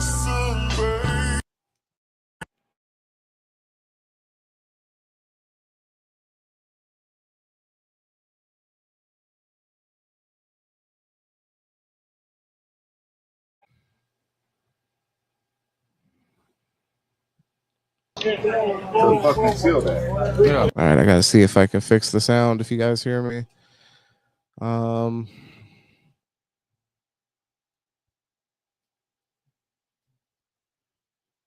let's see here. Let's see if I have sound coming through or not. Let's see if this. I'm sorry, bro. Hey, it's gonna all work out. All right. I had the sound and everything for the podcast just got disconnected, so I had to reset it. So it looks like we're good. So you guys let me know out there if there's any sound issues or not. It looks like on my side that we're fine. So I'm just gonna keep on going. Yeah, hello. I appreciate it. I didn't know. I started. I get it. We're working out. Well, he's gonna come out on your mat, Juice. I know you keep thinking we're working. We're always working. I get it. Yeah. I get it now. Now you on? You know what I'm saying? Yeah. We're always working. I'm just saying that might be something to consider. So that's video 2 in the archive. In the evidence folder. We might be putting them away tonight. I'm going to be honest. We might be able to just go ahead and send this podcast directly to law enforcement because I don't know how the fuck they're not aware and why the fuck this man's not in cuffs right now. That's the craziest part. And I'm going to check at the end when we get through this entire saga. I'm going to make sure that's still the case. The last I looked into this motherfucker was not even arrested, and we haven't really even gotten to the good shit. His shit, you fucking give him his receipt. Remember what a receipt is? Give him that. All right, this fucking motherfucker in the cowboy hat giving bad advice. Listen closely, and we're gonna get into the rest. I know his shit. You fucking give him his receipt. Remember what a receipt is? Give him that fucking receipt, bro. Tag his shit. If you got a fucking problem with it, I'll fucking run out there. So. This is the thing. Sometimes when you're working with people or whatever, you tell them, give somebody a receipt. Sometimes they fuck around and give a whole goddamn refund to a motherfucker. That's what happened in this part. This is when you're talking to somebody with a sub 70 IQ and you don't realize it. Run in on his shit, you fucking give him his receipt. You remember what a receipt is? Give him that fucking receipt. Don't tag his shit. If you got a fucking problem with it, I'll fucking run out there. Oh shit. Tag his shit, bro. The camaraderie and just inspiration running through this man's fist must have been insane. Yeah. Great advice, guy with a cowboy hat. Don't ever take advice from a fucking guy with a cowboy hat wearing a vest. If you're wearing a cowboy hat, you gotta look like you're ready to work. This vest, you look like you're ready to strip. Fuck no. Don't listen to what this man's got to say. Look at him. He looks like he could have been at one of Diddy's parties. He could have been at one of fucking Diddy's parties, rubbing the fluid on his nipples. Honestly. Don't take his fucking advice. What the hell you listen to this guy for? Go out there and do whatever the fuck are you being paid? Or are you just at a show, brother? Like I said, this man give a receipt and he went, ching, here's the fucking whole drawer. Wow. We're not there yet. I think it'll be the next video. This seems like we're pretty close. No! Oh shit. Let me just, like I said, I say this every day. I want to take care of your ears, guys. I don't want to hurt anybody's ears. So let me turn this down. Oh shit. I gotta. They told me to hit him and just leave. I gave you guys a sneak preview right there. We're actually not there yet. It's funny that we're taking the long road. I kind of honeypotted you on this. So no, we actually have some more lead up. We have just straight up, we're going to incriminate ourselves. We're going to give the court, if it ever goes to the fucking court, I'm wondering what the cover up's looking like and how the fuck does Rampage Jackson have the fucking political capital or whatever to completely get his son out of a situation like this. Honestly, like, where is that influence coming from? Blowing my mind. Like, we're gonna see. We're gonna see at the end, but absolutely fucking insane. Somebody who pulled me off of him will leave. I'm telling you. You guys did. They told me to hit him and just leave. Somebody who pulled me off of him will leave. I'm telling you. I'm gonna hit him. Look, he's telling the whole fucking game. That's why you can't work with these fucking idiots. You can't work with these fucking dumbass outsiders. I respect wrestling way more than this fucking clown. And then you had this motherfucker come on and put somebody in a fucking coma. As many times as you can. Watch. All right. So that's the first incriminating. He's saying he's saying that they told him a whole game plan. He said, "Fuck that. I'm gonna put this man in a coma, hit him as many times as I can." I really have to show him, like, you can't just hit. There you go. He's still tight about it. He's over there. He's got fucking 12-year-olds and 13-year-olds in his chat just going crazy right now. Say, you're a bitch. You're not gonna let that shit slide, you fucking pussy. Hit a fucking can on my goddamn face. I'm really going to hit him. I'm telling you. I'm dead serious. This shit's not gonna be scripted. I'm telling you. I know all wrestling is script. I'm talking about what I'm gonna do to the guy. This is not that funny because of the end result, but I mean, look at this guy actually being upset, having to explain to people. He's just like, I know wrestling is scripted. I'm gonna really have to show him, like, you can't just hit a fucking can on my goddamn face. I'm really going to hit him. I'm telling you. I'm dead serious. This shit's not gonna be scripted. I'm telling you. I know all wrestling is script. I'm talking about what I'm gonna do to the guy. Jail. What the fuck are you talking about? Right here, jail. All right. So where are the cuffs? Here we go. We're about to show this fucking animal live and direct. And we're going to bring it to the very beginning again, just out of respect for the entire event. You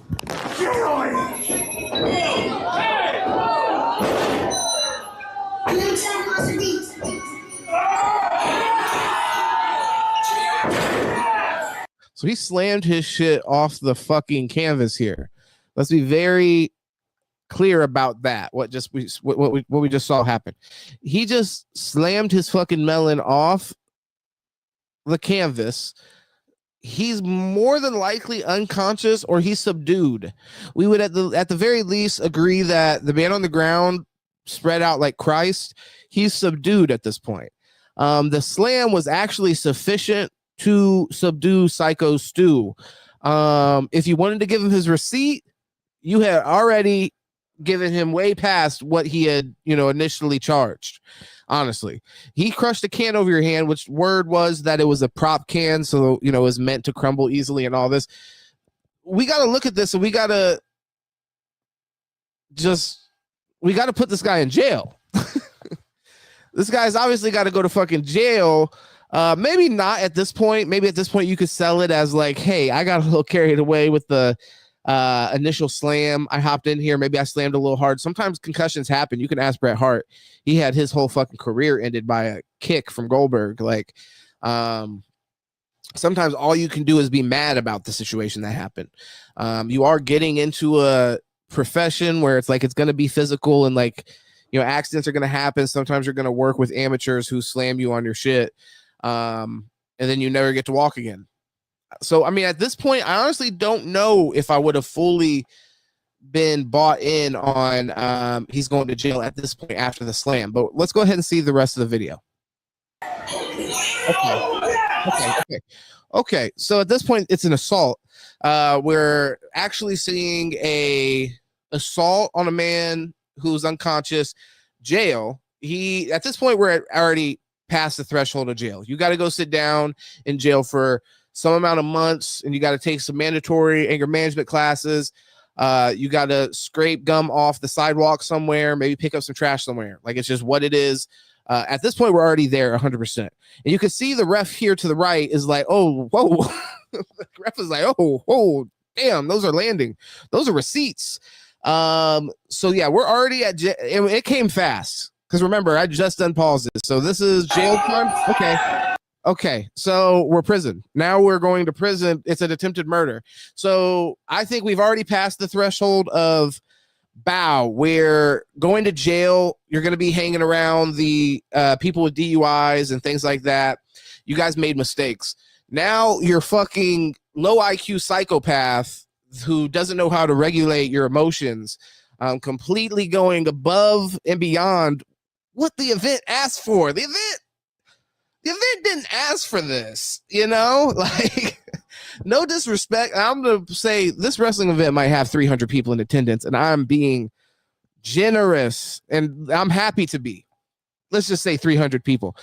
You didn't have to fucking go this far. You didn't have to totally crash out in this way.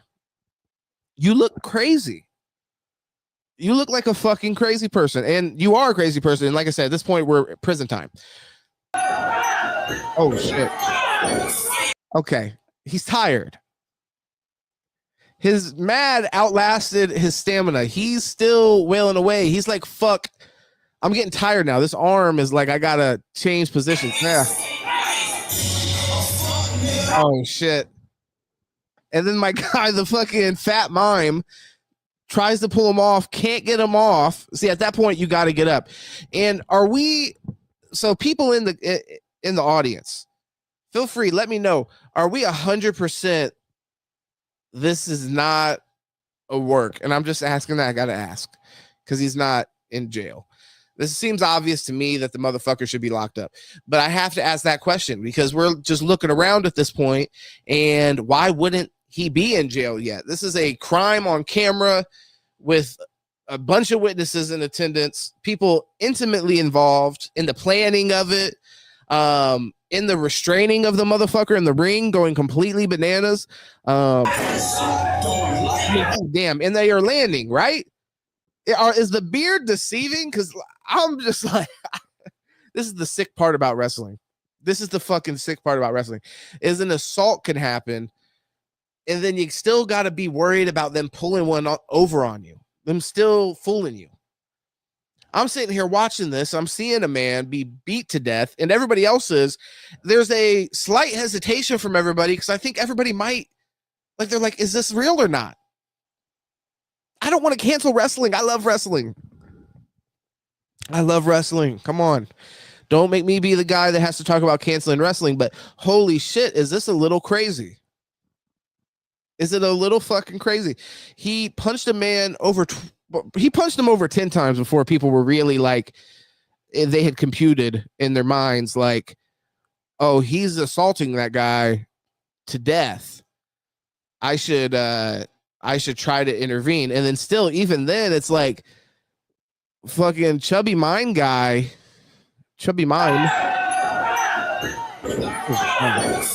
mean, he looks like he's barely trying to pull him back. You got to get in there. Get him in a full Nelson or something. Get a triangle around his body. You got to stop him. You got to stop him. The chubby mime guy, he fucking definitely failed. He failed this. He failed Stu. Stu is right now laying on his back, and he's being failed by the chubby mime. This other guy doesn't even get the fuck up. I'm wondering what the hell happened to him. He's still like, I got to sell the last move they got put on me. He's like, I got an excuse to not get involved in that. I got power bomb. Shit. I got power bomb. My back hurts. Let me just lay underneath this rope while fucking Stu gets put in a coffin. No, you gotta get in there. You gotta break it up. Right. Oh yeah. With the RKO. I like how they let the music go while the ass beating was going, and then somebody finally is like, "Oh shit, turn the music off." What the fuck? And why? Also, this also lets me know. Did he request when I enter the ring? Play that Chief Keef I don't like. When I hop in the ring from the fucking crowd, which by the way, they don't even do that in the WWE, at least they don't do that. If you're hopping in the ring from the crowd, you don't get music played. Like that's just fucking kind of doesn't make any sense when you're supposed to be doing a sneak attack from the crowd. But either way, this situation lets me know that he actually, this fucking psycho maniac requested Chief Keef I don't like to be his soundtrack when he went in there for the assault. He's ready to go to prison. I think he's ready to go to jail. One or the other.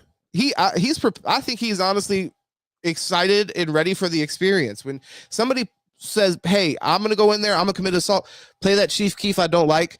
Those are people that are like, I know that a penalty is going to come with the action I'm about to do. And I'm ready to face the consequences for that penalty, one way or another. So I think he's ready for jail personally. I think this is a cry out for help, and I think I know the help he needs. Hey, you gotta stop this shit, man. You gotta stop this shit?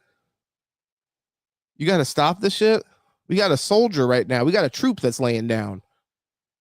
The fuck do you mean? It's way past stopping this shit. Stop this shit, man. Hey, pink hair is...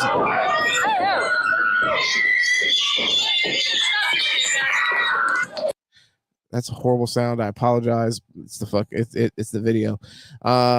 Pink hair is holding his own though. He's got him wrapped up. He's got a nice little lock on. God damn. Okay. I'm just gonna turn the sound completely off because what the fuck? Okay. What the hell is this? This must have been I sometimes I screen record and I let it go. So I just got to see what this guy's saying. I hesitate to even talk about it, but it is the same thing. In a sense, same thing. Oh my God, just killed us. No. Sorry. I hesitate to even talk about it, but it is the same thing. In a sense, there's this conversation that's gaining momentum. I can't. This is the guy that was afraid of flying. He had to retire from the NBA because he was afraid of flying. I don't know what he's even talking about, but we don't have time for that. Okay, this is also another piece of evidence that I'm putting in. So, guys, full disclosure.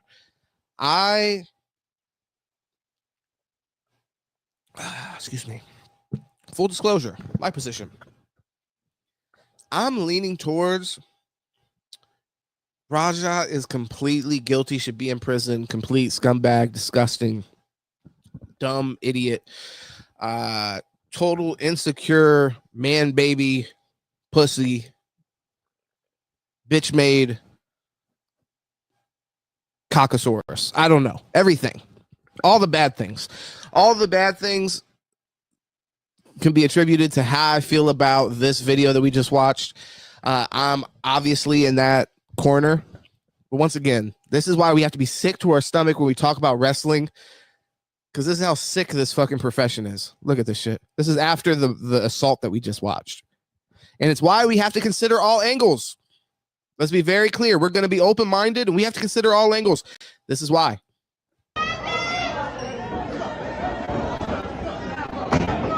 Look at this shit. A motherfucker covered Stu. A motherfucker covered Stu to end the match. After all of that. this motherfucker with the scrubs on came over and he covered Stu, and the ref actually counted a slow 3 count, a slow, decisive 3 count. This is why you have to question everything with this fucking form of entertainment. It's a sick game. It's a sick game that we're a part of.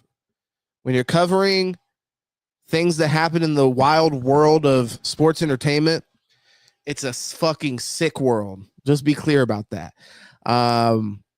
So he did get covered for the 1, 2, 3. I'm just saying maybe it was a no disqualification, no holds barred. Maybe it was a bloodline match. Anybody can get involved. I'm not sure. But let me just be clear about that. In any kind of respectable organization, that would have been a DQ. That would have been disqualification. You can't come in there from the crowd and beat a man's ass. That's just is not okay. DQ. Fuck no. You fucked up the flow of the match. You came from the crowd. And also, by the way, speaking of which, because I know that the defense, any defense that you could make of this, sick, but I know a popular defense is going to be, well, he smashed the can over his head. He smashed the can over his head. Okay. But somebody can't smash a can over your head. You come back a fucking 4 hours later and beat their ass about it. You should have beat their ass then, and maybe you would have had some kind of claim to self-defense.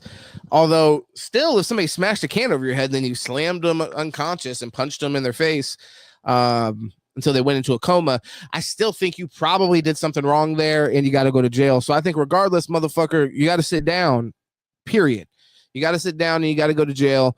And what the fuck is going on? By the way, I guess we should, just for full context, I do also have, if you guys don't know, added layer to the story. Like I said, he's not arrested yet, so we have to assume, because who the fuck knows who the fuck this guy Raja was.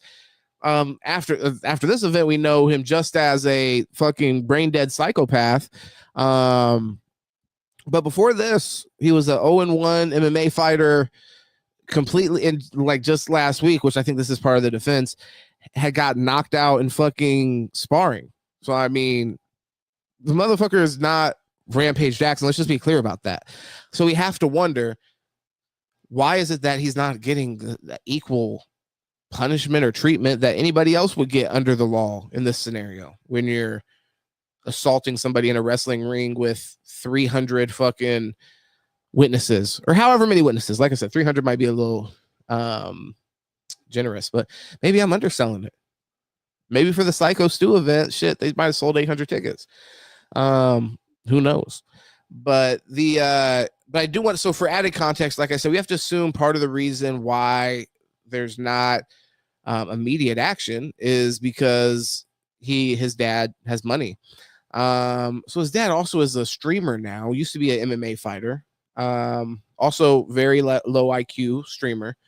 And typically I don't watch the streams myself, but I've seen a few clips on Twitter and stuff like that. Usually it's just really like fucking brain dead content, them talking about nothing, sitting at a fucking hibachi table. It's just like you're driving around with them talking about nothing, like seeing the mind into someone who doesn't think. So you got the example of that when somebody who doesn't think gets like enraged in some way, and then all the other stuff is just retarded things that they say. So this is obviously going to be, we're going to give you his opinion because he's been getting some pushback. So let's pull this up. Hey, I'm Rampage's biggest fan. What's up with the Rochester? Who is Rampage? He's like a thumb wrestler. This boy getting more clout by dudes tonight than girls. Hey, respectfully, shut the fuck up. You're right, 100%. No handshake on that. All right, respect. I'm a dad. Respectfully. I know. That's what. Respect. This was the most sympathetic video I could find. I wanted to on the other end of that because I actually got more videos. Goddamn, which honestly I should have showed before this even, because we're kind of skipping to a little bit of the end. It's like some of the other shit was actually really relevant. Let's see. Actually, we're gonna put this on pause. So Rampage, you got to shut the fuck up for a second. Me, bro. Real shit. This is after the fact. One of them a bitch and fucking bit me. I'm tired of everybody fucking. I mean, listen to the man talk. Listen to the man talk. There's a learning disability happening here. 100%. Playing with me and shit. Think I'm always playing and shit. Call me bitch and shit. We should just be having him in front of the video game system. Before, now he's got to go to prison. But before, we should have just had him sitting in front of the fucking Xbox for 18 hours a day, and then he gets to sleep, the rest of the day. This is not fucking bitch, bro. He should have never been out here dealing in combat sports. The mind is not fully developed, or even there might be a bit of like a lack of consciousness even happening. Like, what is even happening? At the end of the day, I'm gonna stand up for my fucking self because I'm tired of everybody fucking playing with me, bro. Real shit. Holy shit, that's pathetic. God. When you listen to this, you're just like, damn, bro, you're gonna go to jail. You're gonna go to jail, and this is the most pathetic way to go out. You're gonna go to jail for assaulting a fucking wrestler when he wasn't even paying attention. Like, he was, I'm assuming that he was thinking like you were gonna come in and do some softer shit than that. He was like, God damn, brother, that's a little rough. You're playing a little rough. And then when the hammer started coming down, so it's like you get no respect for what you did.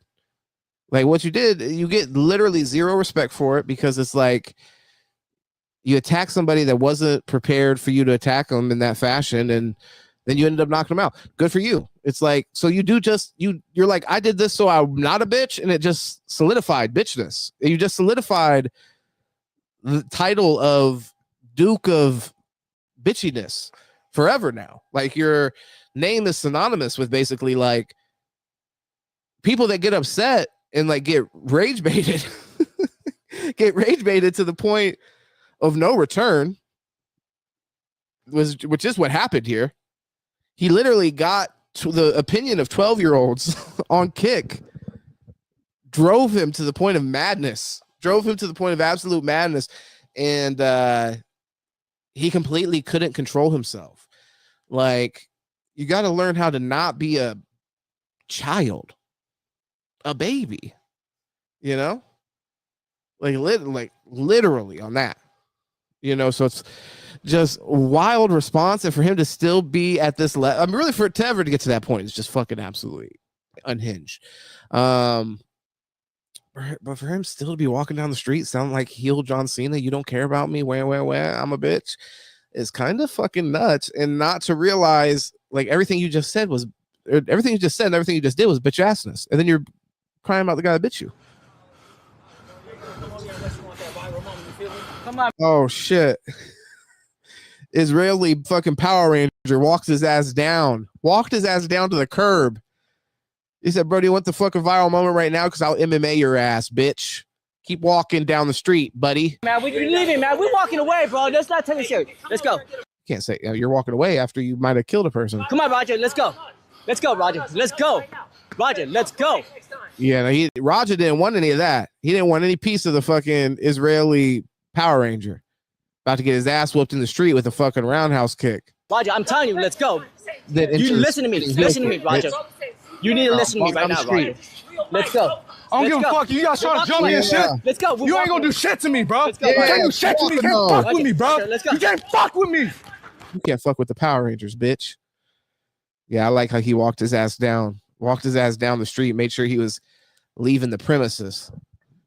Israeli Power Ranger at the end, coming through, doing the work, doing the fucking good work. Let's see.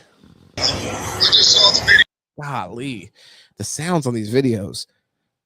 Lord help us. Look, by the way, it's just funny. Like I said, I'm playing all these, and it's like the whole thing is like, this should be one day in court. They should collect all the same videos I did, which, hey, I'm not going to lie. It took me like an hour to pull all these videos and things like that. So a little bit of work's got to get done. But at the same time, you just sit back and everybody gets to just watch the archives, just like Raja wanted, just like Raja intended. And by the way, he's kicked off of Kick. How do you do that? He got kicked off of Kick. Oh my God. Thumbs down. You fucking suck. So that's interesting. He got kicked. So, I mean, that is something that gives it some credence, and maybe I can buy into this fully. And like I said, I really want to buy into it fully. Well, really, I guess I wish it wasn't true, but in reality, everything lines up to the point to where I think I can confidently say that, you know, what we think happened. It's just that goddamn wrestling. It's that goddamn wrestling, and they fucking play these games. They do play these games. And this would be just a crazy, wild, over the top storyline. That's why the police need to get involved. We need the truth. Maybe I need to call the local police. I think this was Memphis or some shit. And you say, hey guys, look, go down there. We need to figure out what's what. Was it an assault or go check out, was Psycho, was he really in the fucking place, the hospital? Do they really have Psycho in the hospital? Really, we could have just called around and did that. Instead, I do feel like all the news that I heard from this was like from another wrestler being like, yeah, no, he just woke up. He just woke up, and it's bullshit what everybody's talking about. It's bullshit what they're doing to us. I did see a video, though, by the way. This is the fucking sick shit. This is maybe part of why he hasn't been held accountable. Personally, I don't see why this would stop justice, but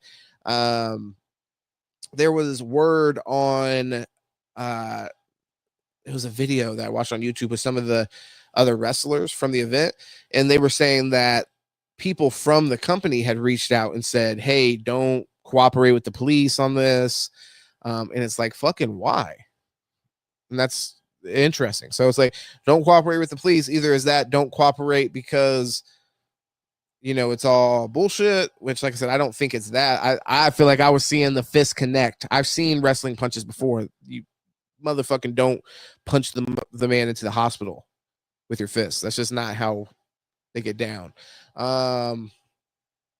Or is it just a situation where they're prepared to cover their ass? I think that's more than likely what it is. Is you have this small wrestling promotion that's like, if Rampage and his son end up getting out of this, disgusting. What the fuck is wrong with our justice system? If that happens, I'll be absolutely disgusted. Everything's on camera. There's no reason there shouldn't be some justice for this. But even if there's not a criminal trial brought forward, you still have Psycho Stu might be bringing a lawsuit forward to the promotion. Same thing. Like I said, if Raja and Rampage, if there's not, well, really Raja, if there's no criminal charges that come forth for him, he may still turn around and then fucking sue them, because he's going to be losing. His ass was already talking about being a broke ass bitch on here, basically doing whatever he could do for some money, trying to do anything. Literally, the motherfucker, like I said, the 12-year-olds in the kick chat got him fucking gassed up to go catch a fucking assault charge, because regardless, that's what should have happened. So whether justice is done or not, really, I mean, will we be surprised one way or another? Not really, because I've seen it happen before, obviously. But yeah, I hope for better out of our system, and it's just an egregious assault, and really discussing how everything played out. I would not be mad. And all of the shit with Rampage. Oh, I do have that video with Rampage above, and I think I have some more videos. Let me not cut it short, because I pulled a lot of fucking videos for this shit.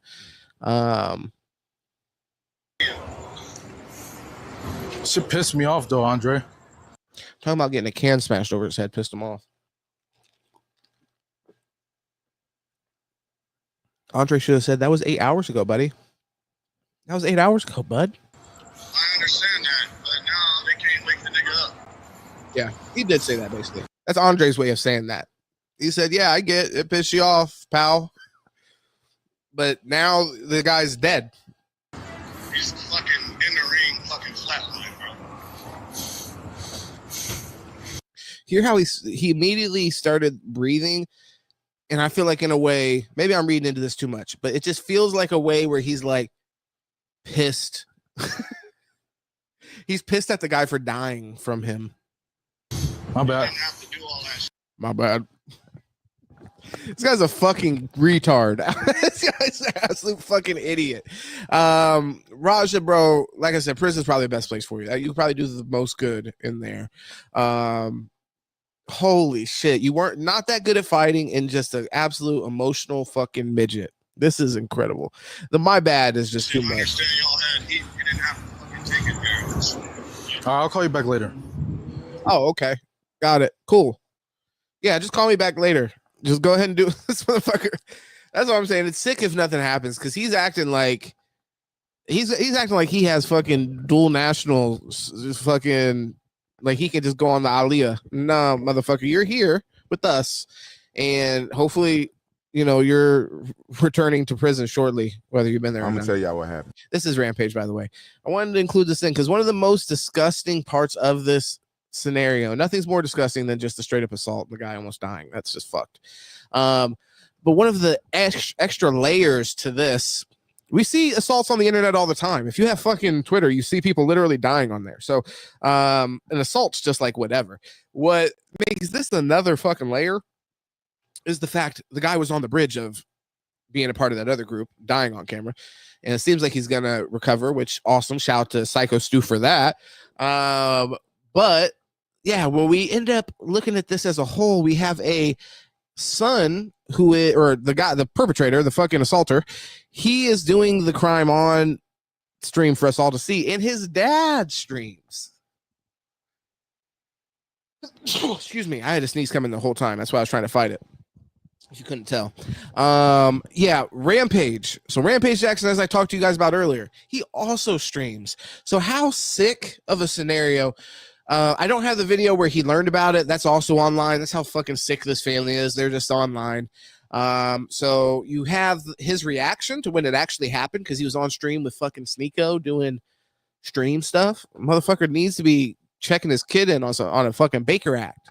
But either way, so he's doing that at the same time his son is slamming somebody through the mat at a wrestling event.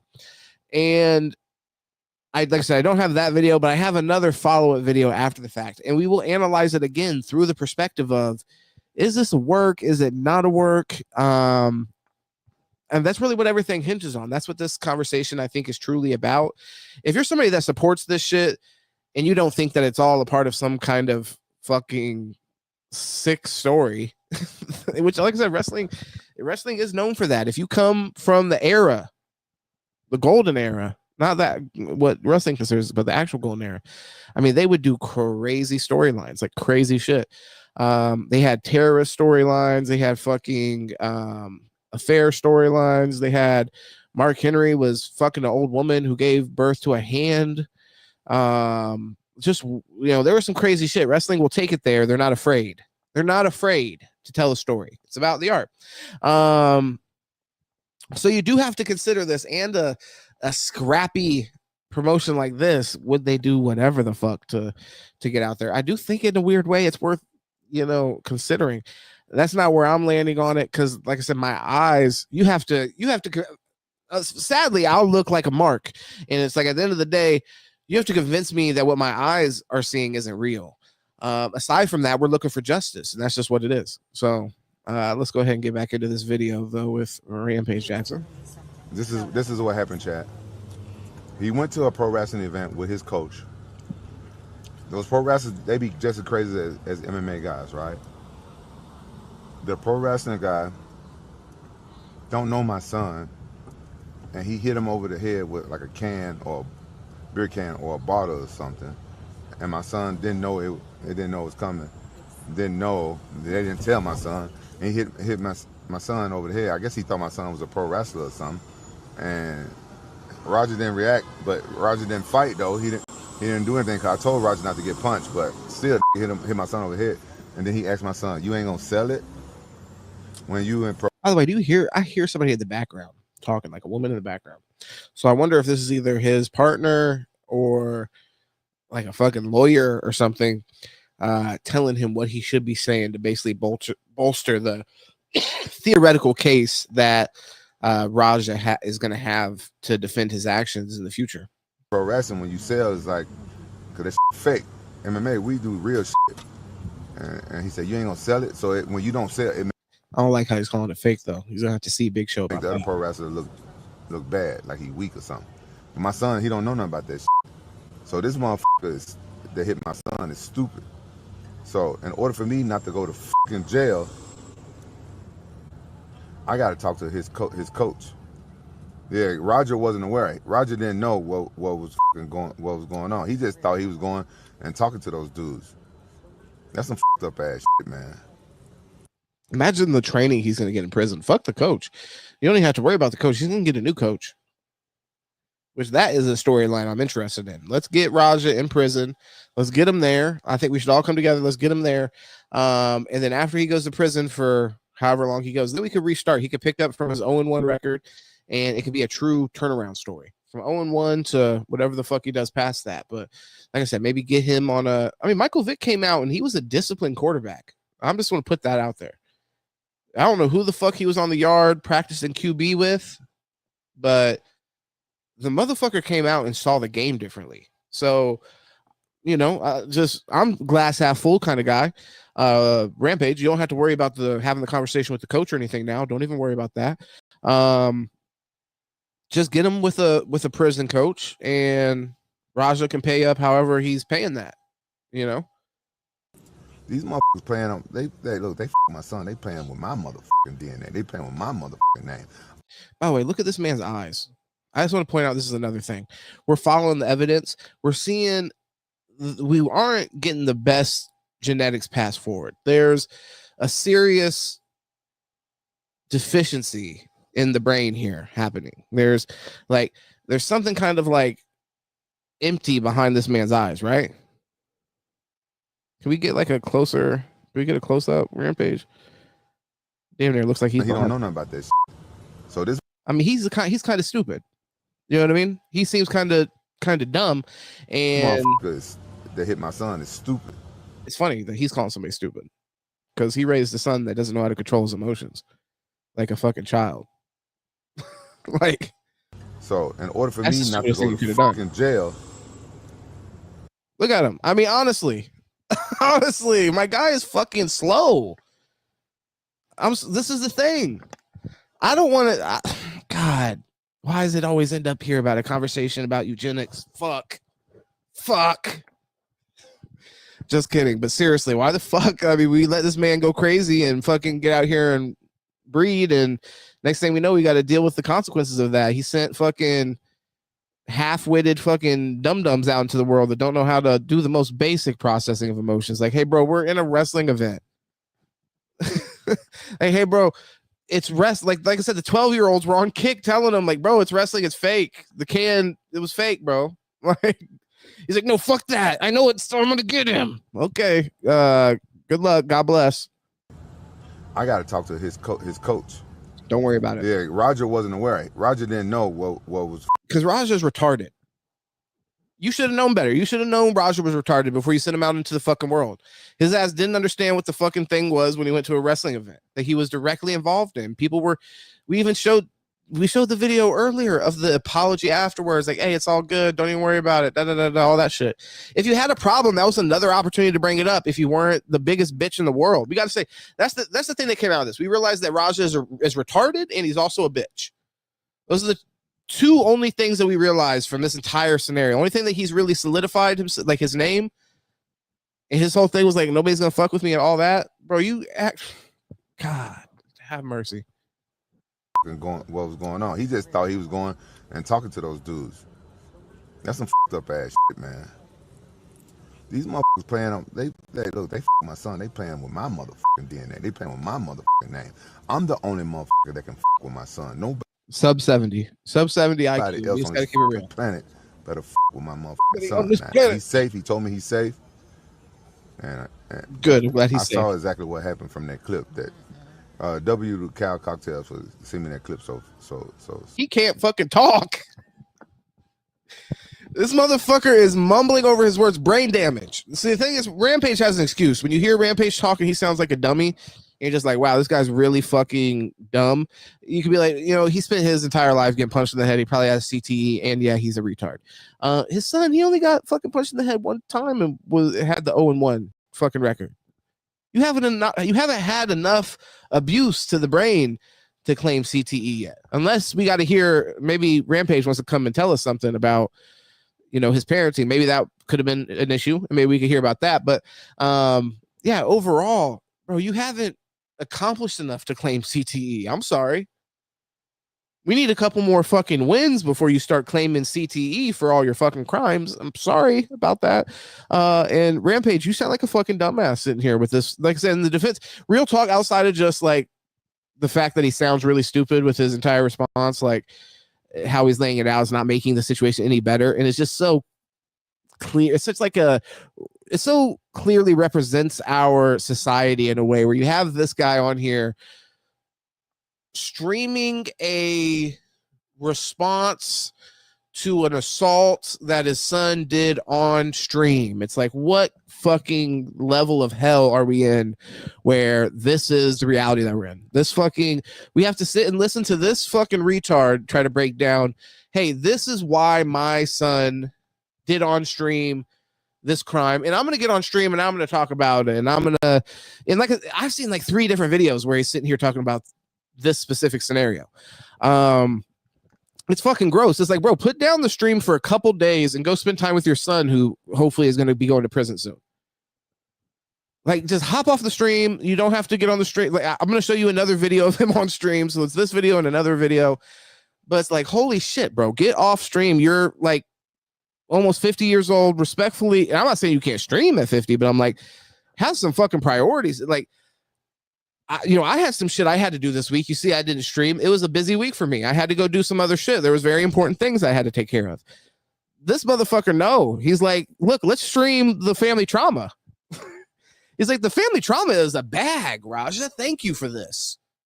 And the fact that he hasn't been in prison. Stream that. Stream how you got him to avoid jail time. That would be the thing that would actually be useful to society, by the way. Explain to us how you avoided any jail time for your son who almost killed a motherfucker on, like I said, live on stream. There's no hiding it. So fast.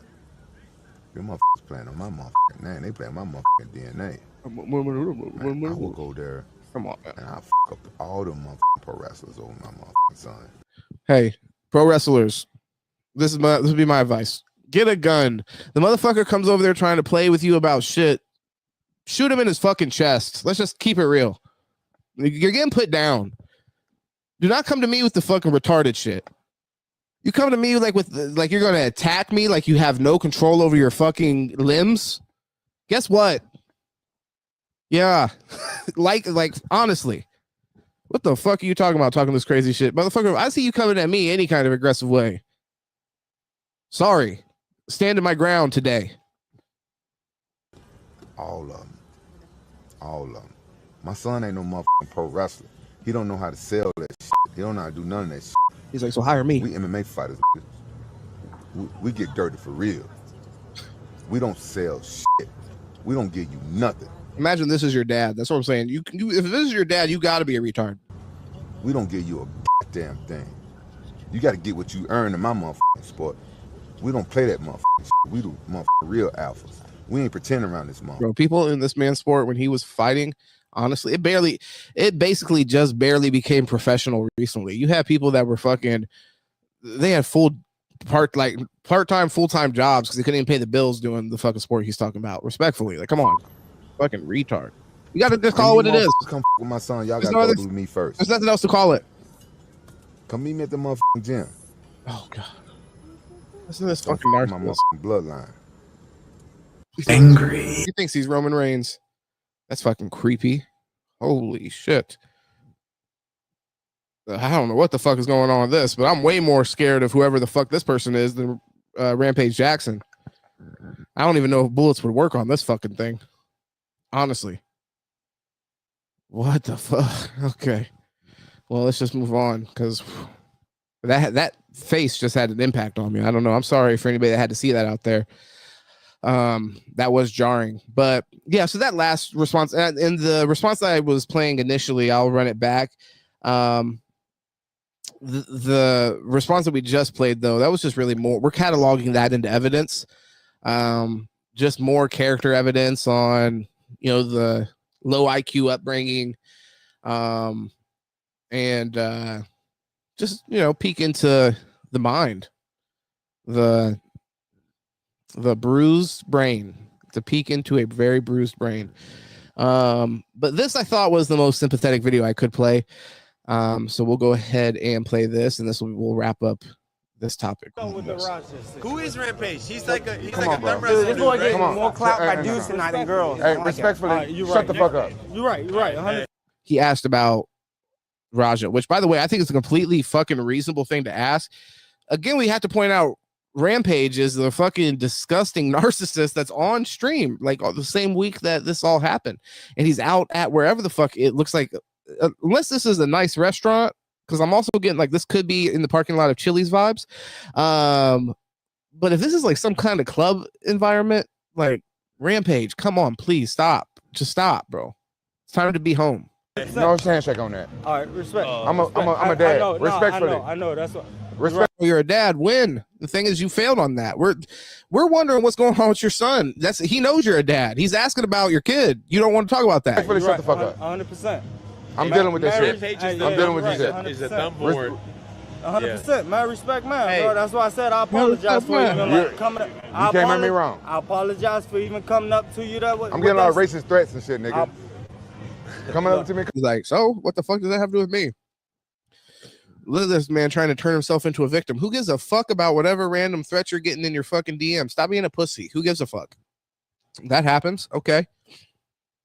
It's like a cause and effect thing. Like we're pointing at the effect and we're not considering at all why those threats are coming your way.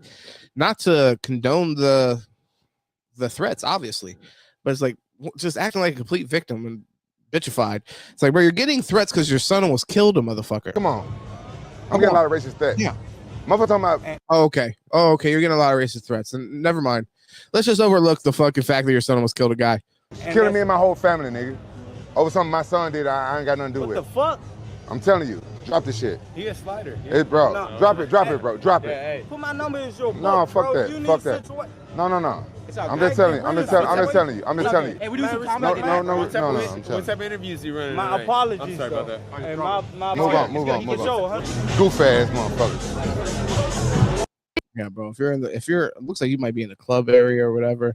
Shame on you. You're gonna get asked those questions, so fuck you for that. Yeah, it's just fucked his family altogether, though. At the same time, fuck him. It's okay to say that. I think, you shouldn't be getting into his DMs saying you're gonna do harm to his family and racist shit and all that. I wouldn't get in his DMs regardless, because why the fuck am I gonna DM Rampage Jackson? That's just fucking silly shit. But if you have, I feel like everybody, look, it's something that happened in the public view. You have an opinion on it. You have a strong opinion on it. I respect that. Put out there. Say, hey, Rampage Jackson, go fuck yourself. You did a terrible job raising this fucking mongoloid. Your son's a fucking idiot. Should be in prison. By the way, I absolutely respect all of those statements, and I'll actually adopt those as my own statements because they were. I think at the end of the day, for him to completely try to turn it around and just victimize himself when there's a person that is he even out the hospital? And you're sitting here crying like, oh, you shouldn't even be asking me about my son who you probably saw the video of assaulting a person. You shouldn't even be asking me about that because I'm a dad and I get threats online. Okay, well, bro, I'm asking you about the situation where you're getting those threats from respectfully. And honestly, he was being pretty respectful. If he would have went up and he'd be like, hey, Rampage, your son's a bitch, then, obviously I would get the response.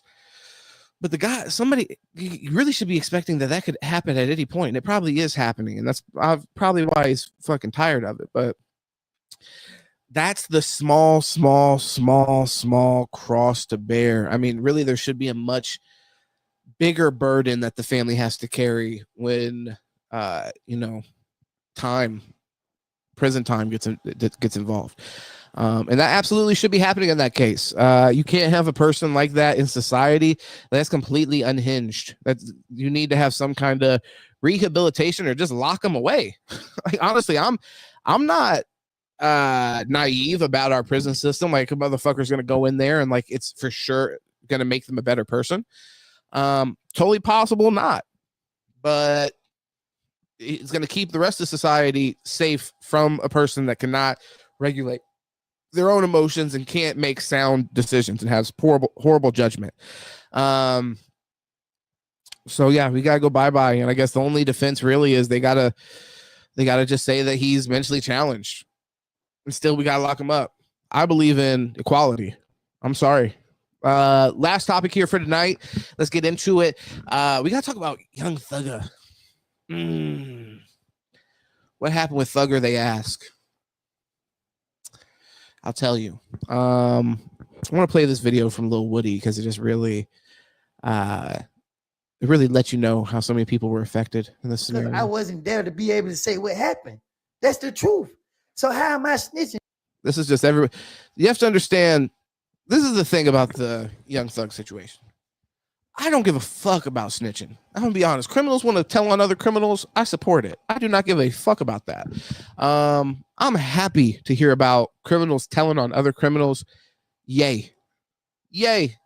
Honestly, you get somebody that's killing motherfuckers out of my neighborhood, I'm ecstatic about that. Bye. The fuck kind of loyalty do I have to a fucking murderer around my neighborhood? Hell no. Goodbye. Tell on them. If you're in the neighborhood, it's not even snitching, to be honest. That's just called, I don't even know. There's another name for that, though. It's snitching when you're involved and you decide to tell on your co-conspirators. Or even if you tell on somebody and you have something to gain in some way, something like that. There's deeper levels to it. I think no matter how you define it, most of these fucking people that we see about, like rappers and shit like that, they are doing it. They are actively doing it. We know about them doing it in their music. That's a thing, and that's going to be a little bit of what Lil Woody's saying, I believe. And in the fucking actual interrogation rooms, in the back of police cars, and the fucking here, there, they're doing it everywhere, like fucking Dr. Seuss would say. It's a real problem in the hip-hop community. Now, that's a small community, and that's a sub community. In the greater part of whatever community we're talking about, as far as like American, or you could break it down into whatever kind of community you're breaking it down into, I think it's actually beneficial, the whistleblowing. We need more criminal whistleblowers. I'm sorry, get this shit. The murderers got to go. The robbers got to go. I'm not for that. I'm not appreciative of it. Your fucking stupid ass little crimes and then going to strip clubs and throwing money on whores. I don't appreciate any of that. And I don't protect it. I don't respect it, and I don't protect it. And I don't give a fuck if it continues to happen. I hope it stops. So, like I said, for me, do not get my position construed on this. I have no problem with the act that's happening. Him talking to the police. I don't give a fuck. The issue, however,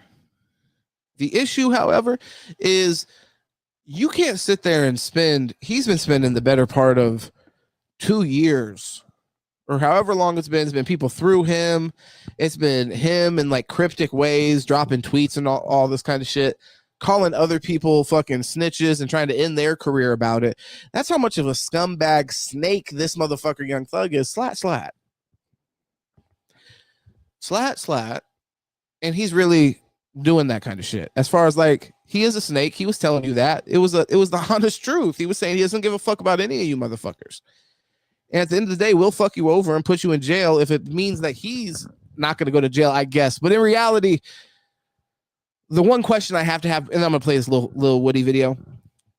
Why the fuck did you spend so much time in prison if you were going to snitch anyways?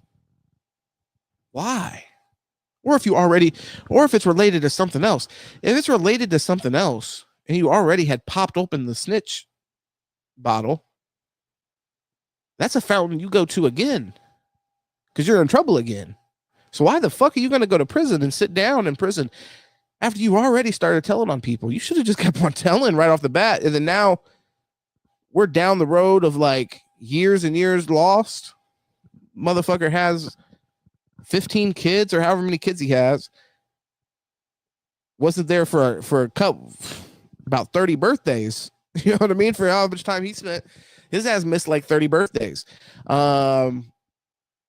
Yeah, bro, what was the holdup is my question. But that's his business, and I'm sure there's particulars that may have went into that. in upholding an image. You know, maybe it was a situation where they're like, hey, I got to sit down for 2 years just to make it look real. And then I'll get out and I'll get back to getting information for you boys. And if I'm not there to say, I saw this person with my own eyes do this to this person. No, I'm in a situation where I'm trying to get myself out that other people put me in. Oh, Lord. You know what I mean? Simple as that. If I ain't did that to nobody and I'm being accused of a crime, why are you putting my name in a song talking about if somebody do something to you, what I'm going to do to them? Why the fuck does this guy sound like this? He's like, he has like the T.I. cadence, but like still sounds really dumb. Why is you putting that song out there if I'm being investigated for a crime I got nothing to do with and the police is thinking that I'm the #1 suspect? I'm tired of defending myself against this person. Wild guess, and I'll take the over or under. 5th grade reading level. Over or under on that. This person, everybody get it. So this is the God-honest truth. I let it be known then, I let it be known now. I never did no harm to that man. I would never harm him. I had next level respect for him. Rich Homie Quan is a different story. The prosecutors took all this stuff and put it together and tried to make it out what it be. They was wrong. I told them to their face they was wrong. It's not what it is. Rich Homie Quan's situation is a different situation from this situation. I don't know what really took place with what caused a lot of stuff to get the way that it got, because at the end of the day, I don't got knowledge that y'all may think I got. I'm telling you what I know. I'll tell you, I can attest to that. Lil Woody does not have whatever level of knowledge you think Lil Woody has. I'm going to tell you it's less. Go less. Ain't do nothing. So I don't got information that make the police want to come back and ask me more questions. Don't come ask me no more questions. None. I'm on here because at the end of the day, these niggas just open a door that I closed, that I bolted down, that I put nails into. And this is what they did. They opened that door, and guess what I'm gonna do? Defend myself. And this is what I'm here to do right now. The opening statement is Kenneth Copeland is the person that did this crime. You're a street nigga, bro. You're a street nigga. I'm still alive. T.I. said it out of his mouth. A lot of people say it out their mouth. If the man is deceased, he did it. I'm still in the flesh.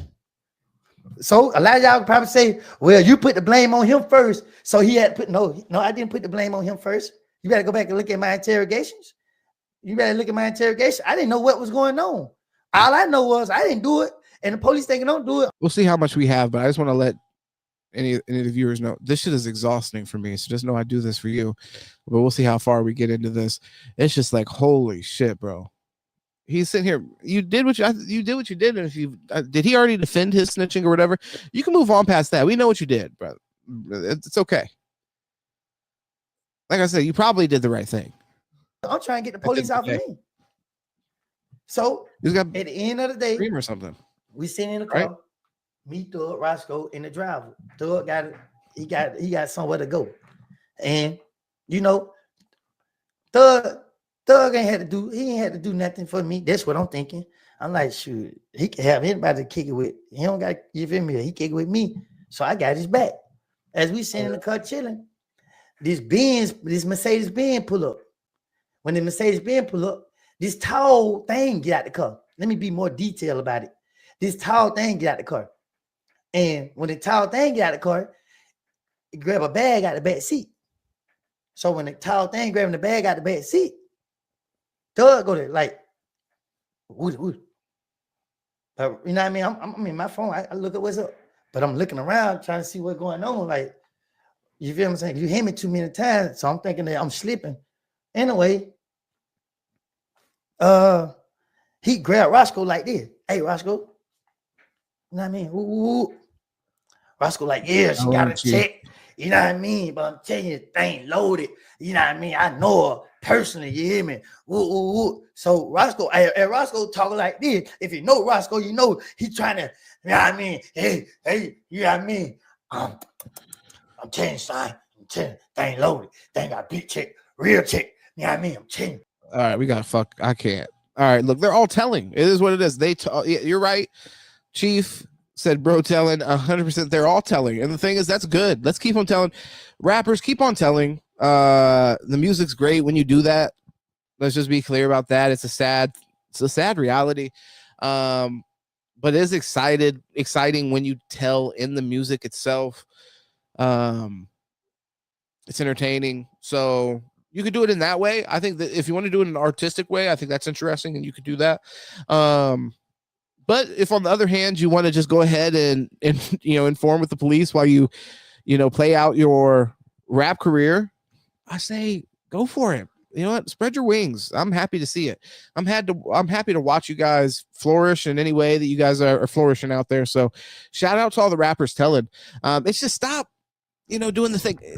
I mean, don't get me wrong. Like sometimes it's grotesque, and then we now, because of all the like purity test bullshit in hip hop and things like that, you have 6ix9ine now coming around after this whole situation with Young Thug, where he's now hopping in. And he's like, well, see, now I should be fine. It's like, no, you're on pedo shit, bro.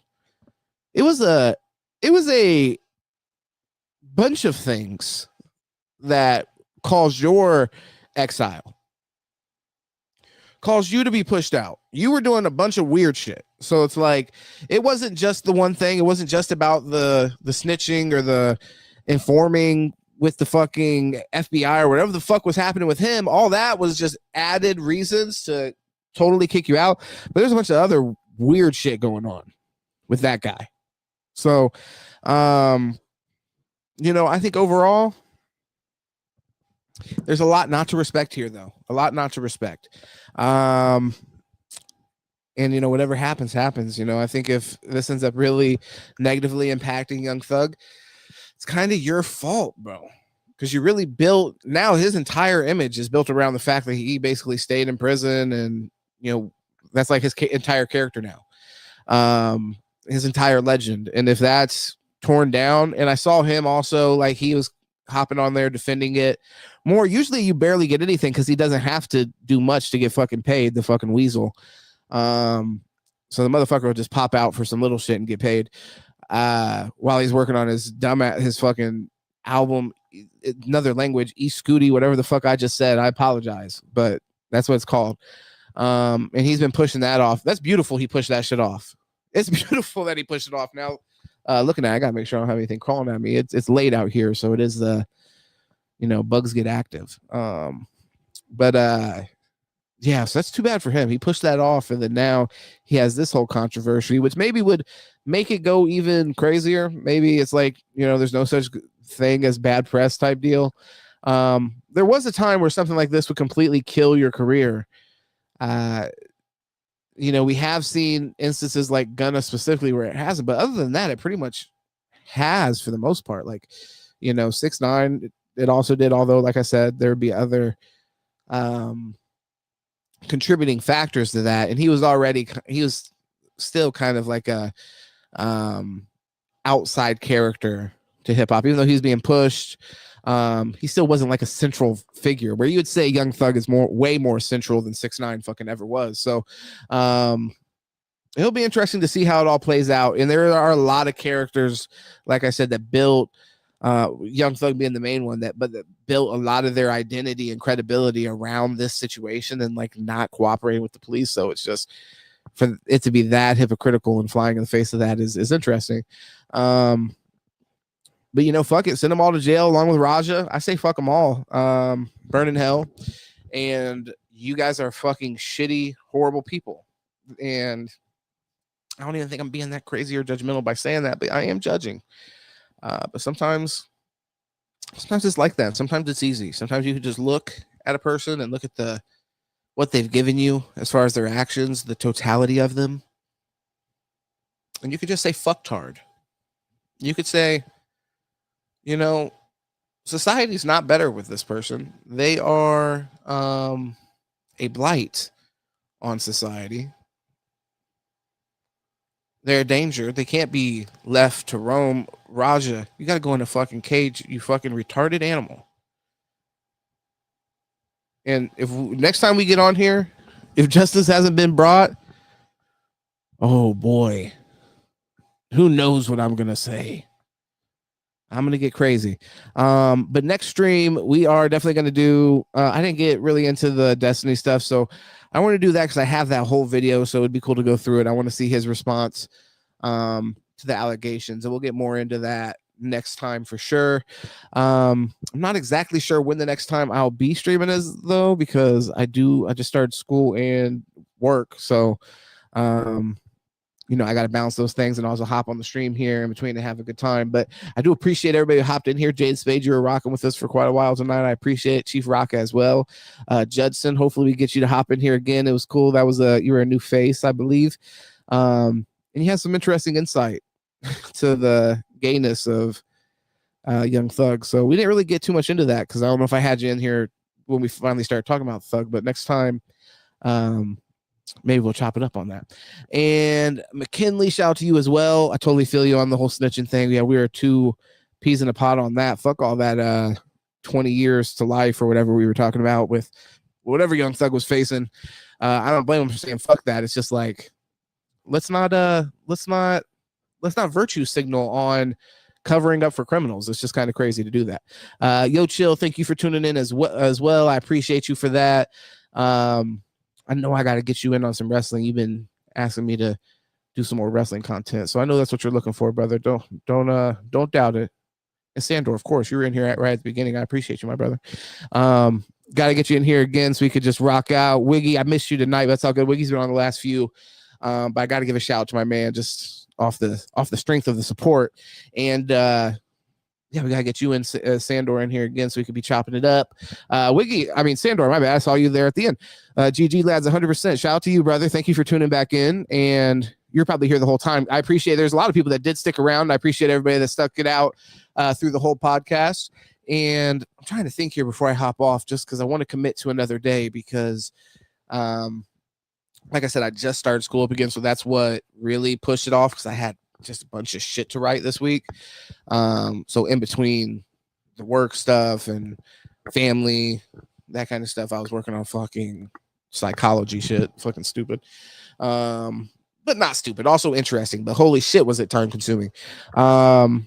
So I don't know. Definitely, I'm gonna be shooting for Tuesday. I'll probably be on here before then because I want to do this Destiny thing. So if I end up having something sometime late at night and I'm awake, then I'll probably hop on here this weekend sometime. So keep an eye out for me on Saturday or Sunday late. And then like a normal time on Tuesday, I'm going to try to lock back in for that, depending on what my work schedule is. That's been fucking stupid as well. But either way, that's personal stuff. We don't got to worry about that. Much love to everybody again, like I said, for tuning in. This is Sitting Politic. We were vibing out. Hey, fuck you, Raja Jackson, you son of a bitch. Young Thug, go to jail. I'm tired of it. What else were we talking about? Oh yeah, fucking free Palestine. Obviously, what the fuck are we even talking about, bro? What the hell? Adam Friedland, he's tired of it. Adam Friedland was like, what the hell's going on? Y'all are making me really sad about my Jewish identity. Stop doing that. But at the end of the day, it is what it is. Do some. Much love, guys.